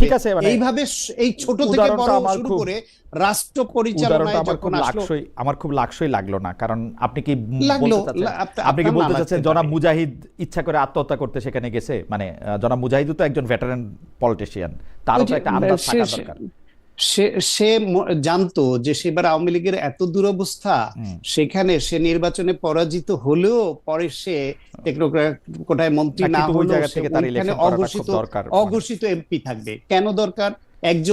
একজন মানুষ তার পরিবার পুরুষানুক্রমে বছরের পর বছর অত্যন্ত জনপ্রিয়তার সঙ্গে নির্বাচিত হচ্ছে, সে দলকে জোটকে জিম্মি করে নেওয়াটা, এটা তার স্বার্থ। জিম্মি করে নিছে না বিএনপি নেতৃবৃন্দের মনে হয়েছে যে চৌধুরী কামাল ইবনে ইউসুফের জিম্মি করে, আমি নিজে দায়িত্ব নিয়ে আপনাকে বলছি, জিম্মি করে নিয়েছে। এবার পারলে বিএনপি হাইকমান্ডে যোগাযোগ করে সত্যতা যাচাই করে। অনেক ধন্যবাদ, আমি দায়িত্ব নিয়ে বলছি। অনেক ধন্যবাদ। আমাদের একটু শেষ প্রশ্নটা একটু করতে হচ্ছে আপনাদের। আমি একটু অ্যাডভোকেট রাসেলকে এটা বলি যে জামায়াতের সাবেক আমির জনাব গোলাম আজমের পুত্র ব্রিগেডিয়ার অবসরপ্রাপ্ত আব্দুল্লাহ আজমিকে আমরা দেখলাম জনাব তারেক রহমানের সঙ্গে দেখা করেছেন। এই দেখা করার আসলে নির্বাচনের মাঠে বা ভোটের মাঠে কোনো প্রভাব আছে কিনা আপনি কি মনে করেন? আর আমি আপনাকে আবার একটা অনুরোধ করব যে আপনি যে কথাগুলি আপনি মনে করেছেন যে আপনি বলতে পারেন নাই সেগুলো আপনি বলেন, কারণ এগুলো হয় কি, এগুলো একটা হিসাবে রয়ে যায় যে আমি আপনাকে, কিন্তু আপনি আবার অনুষ্ঠান দেখেন, আমি কিন্তু সায়ন্তকেও অনেক প্রশ্নই করছি ইন বিটুইন, কিন্তু এটা আসলে বোঝা যায় না, নিজেকে করলে বেশি যত বোঝা যায়। হাউএভার আপনার যতক্ষণ বলতে ইচ্ছা করে আপনি এটা বলেন, ব্রিগেডিয়ার আজমিটা এটা বলেন, আর বাকিটা আপনি বলেন। আমি চুপ করলাম। আমি প্রথম কথা হচ্ছে, আমি আমার যারা দর্শক আছে আমি আপনাকে ব্লেম দিই নাই, আমি আপনাকে ভালোবাসি বলেই বলেছি। আপনিও আমাকে ভালোবাসেন বলেই প্রত্যেকটা প্রশ্নের উপরে প্রশ্ন করেছেন, কারণ আপনার ভালো লাগছে, ঠিক আছে, কারণ এটা জমছে। আর আপনি তো জমানো মানুষ, হ্যাঁ আপনি তো জমানো মানুষ, আপনার যখন জমছে আপনি আরো প্রশ্ন করছেন। প্রশ্নের উপর মানুষ প্রশ্ন কখন আসে, যে শান্ত ভাই বলেছে না যে আমাদের, আপনি যে প্রশ্নটার আগ্রহটা তৈরি হয় কখন, যখন আপনার প্রশ্নের উপর প্রশ্ন করবেন, প্রশ্নের উপর প্রশ্নের উত্তর হবে, এরপর এটাই তো জমা। এটাকে আমি নেগেটিভলি বলিনি। আমি প্রথম কথা হচ্ছে উইথ ডিউ রেসপেক্ট, আমি আপনার সম্মান রেখে আমি নেগেটিভলি বলিনি, আমি খুব সম্মান রেখে বলেছি যে আপনি আমাকে ভালোবেসেন বলে এই প্রশ্নের উপর প্রশ্ন করেছেন। আর শাহেন্ত ভাই আপনার বড় মানুষ, এই জন্য ওনার কাছে বেশি প্রশ্ন করেন না, কারণ ওনার কাছে বেশি প্রশ্ন করলে উনি খুব গম্ভীর মানুষ। সেইটা আমি মেনে নিলাম। আপনি যদি আমাদের এই শেষ প্রশ্নটা যদি আপনি একটু বলতেন, আর আপনার যদি ফিনিশিং কথা আছে কোনো কিছু বলেন, আমরা সায়ন্ত থেকে এক লাইন শুনবো, কারণ সায়ন্ত কবি মানুষ, লেখক মানুষ, এক লাইনে হয়তো আজকের অনুষ্ঠান শেষ করতে পারবে, কিন্তু আপনি একটু বেশি করেই বলেন। জনাব গোলাম আজমের যে ছেলে আছেন ব্রিগেডিয়ার আজমি, উনার দেখা করাটা জনাব তারেক রহমানের সাথে, সেটা কোনো পলিটিক্স, উনি শুধু উনি একটা বই লিখেছেন, উনি যখন আয়নাগরে রহমানের ছিলেন, একটা বই লিখেছেন। এই বইটা উনি শুধুমাত্র তারেক রহমান সাহেবকে দেন নাই, তারেক রহমান সাহেব, ডক্টর মোহাম্মদ ইউনূস, মানে বর্তমানে যারা লিডিং পজিশনে আছে, বর্তমানে যারা যে দলগুলার মানে লিডিং পজিশনে আছে, মানে যার প্রত্যেকের কাছে উনি এটা গিফট করেছেন। কারণ উনি এজন্য এটা করেছেন, ডক্টর মোহাম্মদ ইউনূসকে দিয়েছেন যে আমি কিভাবে করেছি, তারপরে তারেক রহমান সাহেবকে দিয়েছেন। হয়তো এমনও হতে পারে তারেক রহমান সাহেবকে দেখাচ্ছেন যে এই যে আয়নাঘর, এই ভবিষ্যতে যেন এই আয়নাঘর যেন তৈরি না হয়, এটার কারণে একটা মানুষের জীবন যে কত বিভীষিকাময় হয়। জামায়াত নেতা ডাক্তার দিয়েছেন হ্যাঁ, ডাক্তার শফিক রহমানকেও দিয়েছেন, সবাইকে দিয়েছেন। এবং হাদিকেও আপনি ছবি হয়তো দেখেছেন, হাদিকেও উনি যখন হাদি জীবিত ছিল তখন হাদিকেও দিয়ে আসছিলেন ইনকিলাব মঞ্চে, যাতে বইটা রাখা হয়, রাখলে যারা পাঠক আসবে তারা পড়বে, পড়ে যে একটা বিভীষিকাময় 17-18 বছর একটা বিভীষিকাময় একটা অবস্থা ছিল, সেই অবস্থাটা তরুণ প্রজন্ম জানবে, যাতে ভবিষ্যতে কোনো কেউ স্বৈর শাসক না হয়। এই জন্য উনি প্রত্যেকের কাছে গিয়েছেন। এটা শুধু তারেক রহমান সাহেবের কাছে গিয়ে স্পেশাল এমন কিছু না। যদি তারেক রহমান সাহেবের কাছে না দিতেন, বরং আমি প্রশ্ন করতাম যে আপনি ওনাকে কেন দেন নাই, আপনার তো সকলের কাছে দেওয়া উচিত। সেই ধারাবাহিকতা দিয়েছে, এটাকে আমার কাছে অন্যভাবে নেওয়ার কোনো সুযোগ নেই। ভোটের রাজনীতিতে এটার কোনো প্রভাব আছে, মানে আজমি সাহেব? না, ভোটের রাজনীতিতে আমি তো মনে করি আপনার রয়টার্সকে জামাতের আমির যে বলেছেন 5টা বছর ইউনিটি গভর্নমেন্টের কথা বলেছেন। ইউনিটি গভর্নমেন্টটা আসলে, ইউনিটি গভর্নমেন্ট বলতে আমি যেটা বুঝি আর কি, ইউনিটি গভর্নমেন্ট আমরা তো আসলে বিরোধী দলকে মানুষ মনে করি না। আমি মনে করি বিরোধী দলকে নিঃশেষ, মানে বিরোধী দল মানে হচ্ছে সে তার কোনো অধিকার থাকবে না, সেই বাইরে থাকবে না, সে জেলে থাকবে, তার বিরুদ্ধে মামলা হামলা হবে, তার বিরুদ্ধে হাজারো মামলা হবে। এই যে গত শেখ হাসিনা যেভাবে বিরোধী দলকে অ্যাড্রেস করা হতো, যে বিরোধী দল বলতে তার অফিস খোলার কোনো ক্ষমতা নাই, সে অফিস খুলতে পারবে না, তাই সেই রাজনৈতিক কোনো মিছিল মিটিং করতে পারবে না, এটা না করা। এই জাতীয় সরকারের জাতীয় সম্পদে তারেক সাহেবই সবার আগে দিয়েছেন, তাই না? প্রথমে দিয়েছেন উনি যখন লন্ডনে ছিলেন। আমি সেটা বলেছিলাম, আমি শাহিন ভাইয়ের সাথে আমি গতকালই টকশোতে আমি সেটা বলেছিলাম যে তাই তারেক রহমান সাহেব যখন খারাপ অবস্থা ছিল তখন কিন্তু উনি গভর্নমেন্টের কথা বলেছেন। এখন দুঃসময়ে আপনি ইউনিটি গভর্নমেন্টের কথা বলবেন, যদি না বলেন তাহলে এটা আপনার আগের কথা থেকে আপনি ফেরত আসছেন, সেটি হয়।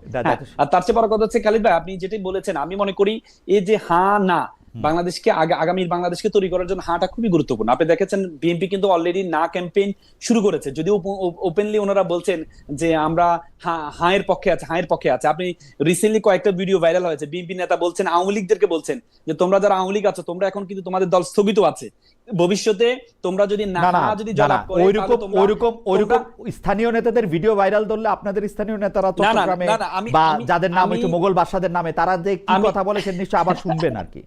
মানে স্থানীয় নেতাদের স্থানীয় নেতাও না, উনি অনেক বড় নেতা। আপনি যখন প্রতিফলন দেখেন, আপনি শুধু ব্যালট পেপারে যে পোস্টাল ব্যালটের কথা বলছেন, পোস্টাল ব্যালটের যারা আমার ইন্টারপ্রিটেশন গত 2-3 দিন ধরে মিডল ইস্টে যারা আছে তারা হচ্ছে না ভোট দিয়ে বিএনপি কে ভোট দিয়ে সেটাকে প্রচার করা হচ্ছে। তার মানে এটা আপনি সবকিছু বলে যে আকলে মন্দা ইশারা বাসদ, বেকল মন্দা নাঠুসা বাসদ।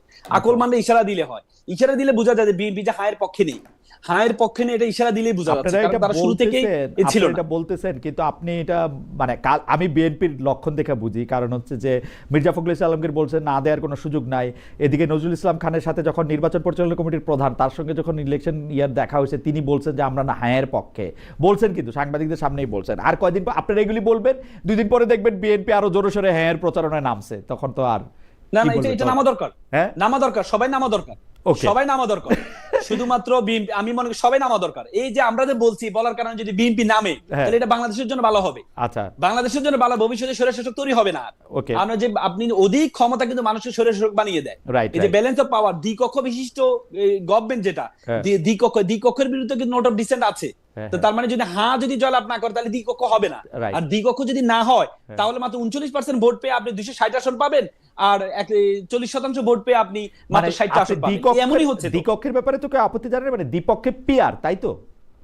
না দ্বিকক্ষ যদি দ্বিকক্ষ উচ্চ কক্ষে পিআর এর কথা আসে, উচ্চ কক্ষে পিআর যদি পার্সেন্টেজের ভিত্তিতে, যদি আপনার না উচ্চ কক্ষ করতে তো যদি না ভোট, বিএনপি সবার আগে উচ্চ কক্ষের কথা বলছে, উচ্চ কক্ষের ক্ষেত্রে তো আর কোনো কিন্তু যদি দ্বিধা নাই, কিন্তু যদি না ভোট, কিন্তু আপনার যদি না ভোট যদি জয়লাভ করে তাহলে তো আর সেটা হবে না, যে সরকারটা হবে না, সরকারগুলো তো হবে, উচ্চ কক্ষ করবে না, না ভোট হলে। মানে এইটা তো এটা তো জোর করে, এটা তো জোর।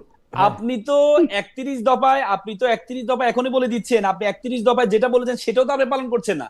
ব্যালেন্স অফ পাওয়ার, যে রাষ্ট্রপতি ক্ষমতা বৃদ্ধি করা, সেই ক্ষমতা বৃদ্ধির মধ্যেও তো আপনি নোট অফ ডিসেন্ট দিয়ে আছেন। আপনি বেসিক যত সংস্কারগুলো আছে প্রত্যেকটা সংস্কার নোট অফ ডিসেন্ট আছে, প্রত্যেকটা সংস্কার নোট অফ ডিসেন্ট আছে। বিএনপি একাধিক ক্রমে না পুরো জীবনে কেউ 10 বছরের বেশি প্রধানমন্ত্রী থাকতে পারবে না, এটা সাইন করে দিছে। এর চেয়ে বেশি আর কি করবে বিএনপি? এটা ওনাদের 31 দফায় আছে, পরপর 2 বার আছে। উনারা যেটা বাড়তি করছে সেটা হচ্ছে কখনো পারবে না, সেটা করছে পারবে না। হ্যাঁ, এটাকে তো নোট অফ ডিসেন্ট, কিন্তু বেসিক তারপরে হচ্ছে যে balance of power, balance of পাওয়ারের ক্ষেত্রে আপনি কি প্রেসিডেন্ট প্রধানমন্ত্রী দুইটা দ্বৈত শাসন করতে চান? মানে যাই হোক, এগুলি সংসদে আলোচনা না করে এগুলি করা ঠিক হবে না। এইটা যেই নোট অফ ডিসেন্টগুলি আছে, আপনিও খুব ভালো করে জানেন, আপনি আইনজীবী, এই সারা জীবন হয়তো আপনাদের সুবিধা হবে, অনেক মামলা মোকদ্দমা আসবে আপনাদের কাছে, বুঝছেন?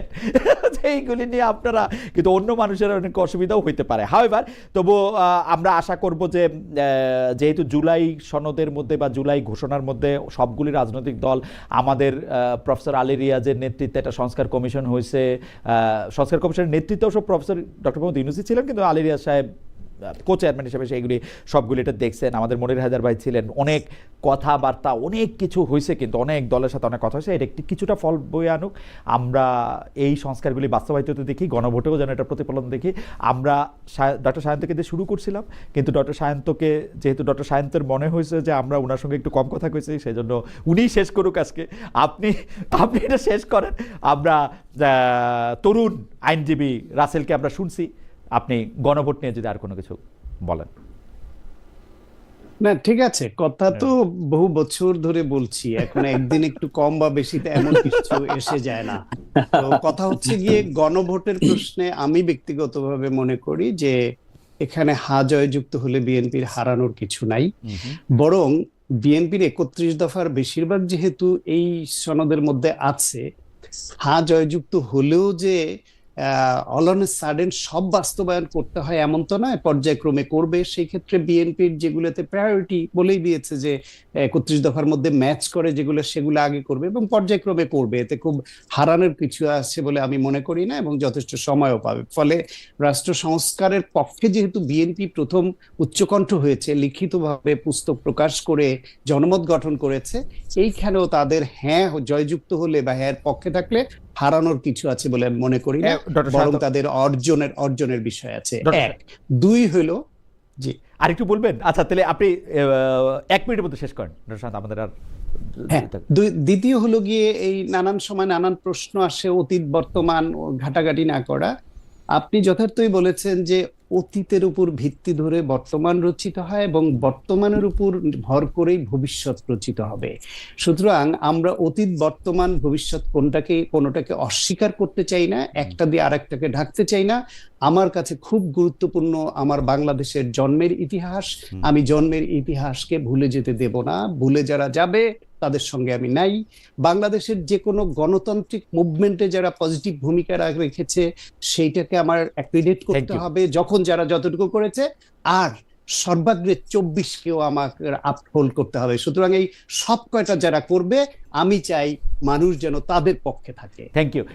অ্যাডভোকেট রাসেল কি এক লাইনে আমি মনে করি 71-24 হচ্ছে 71-এর ধারাবাহিকতায়। আমাদেরকে যারা 71-কে অস্বীকার করার কোনো সুযোগ নেই। 71-এর মাধ্যমে আমরা নতুন বাংলাদেশ পেয়েছি।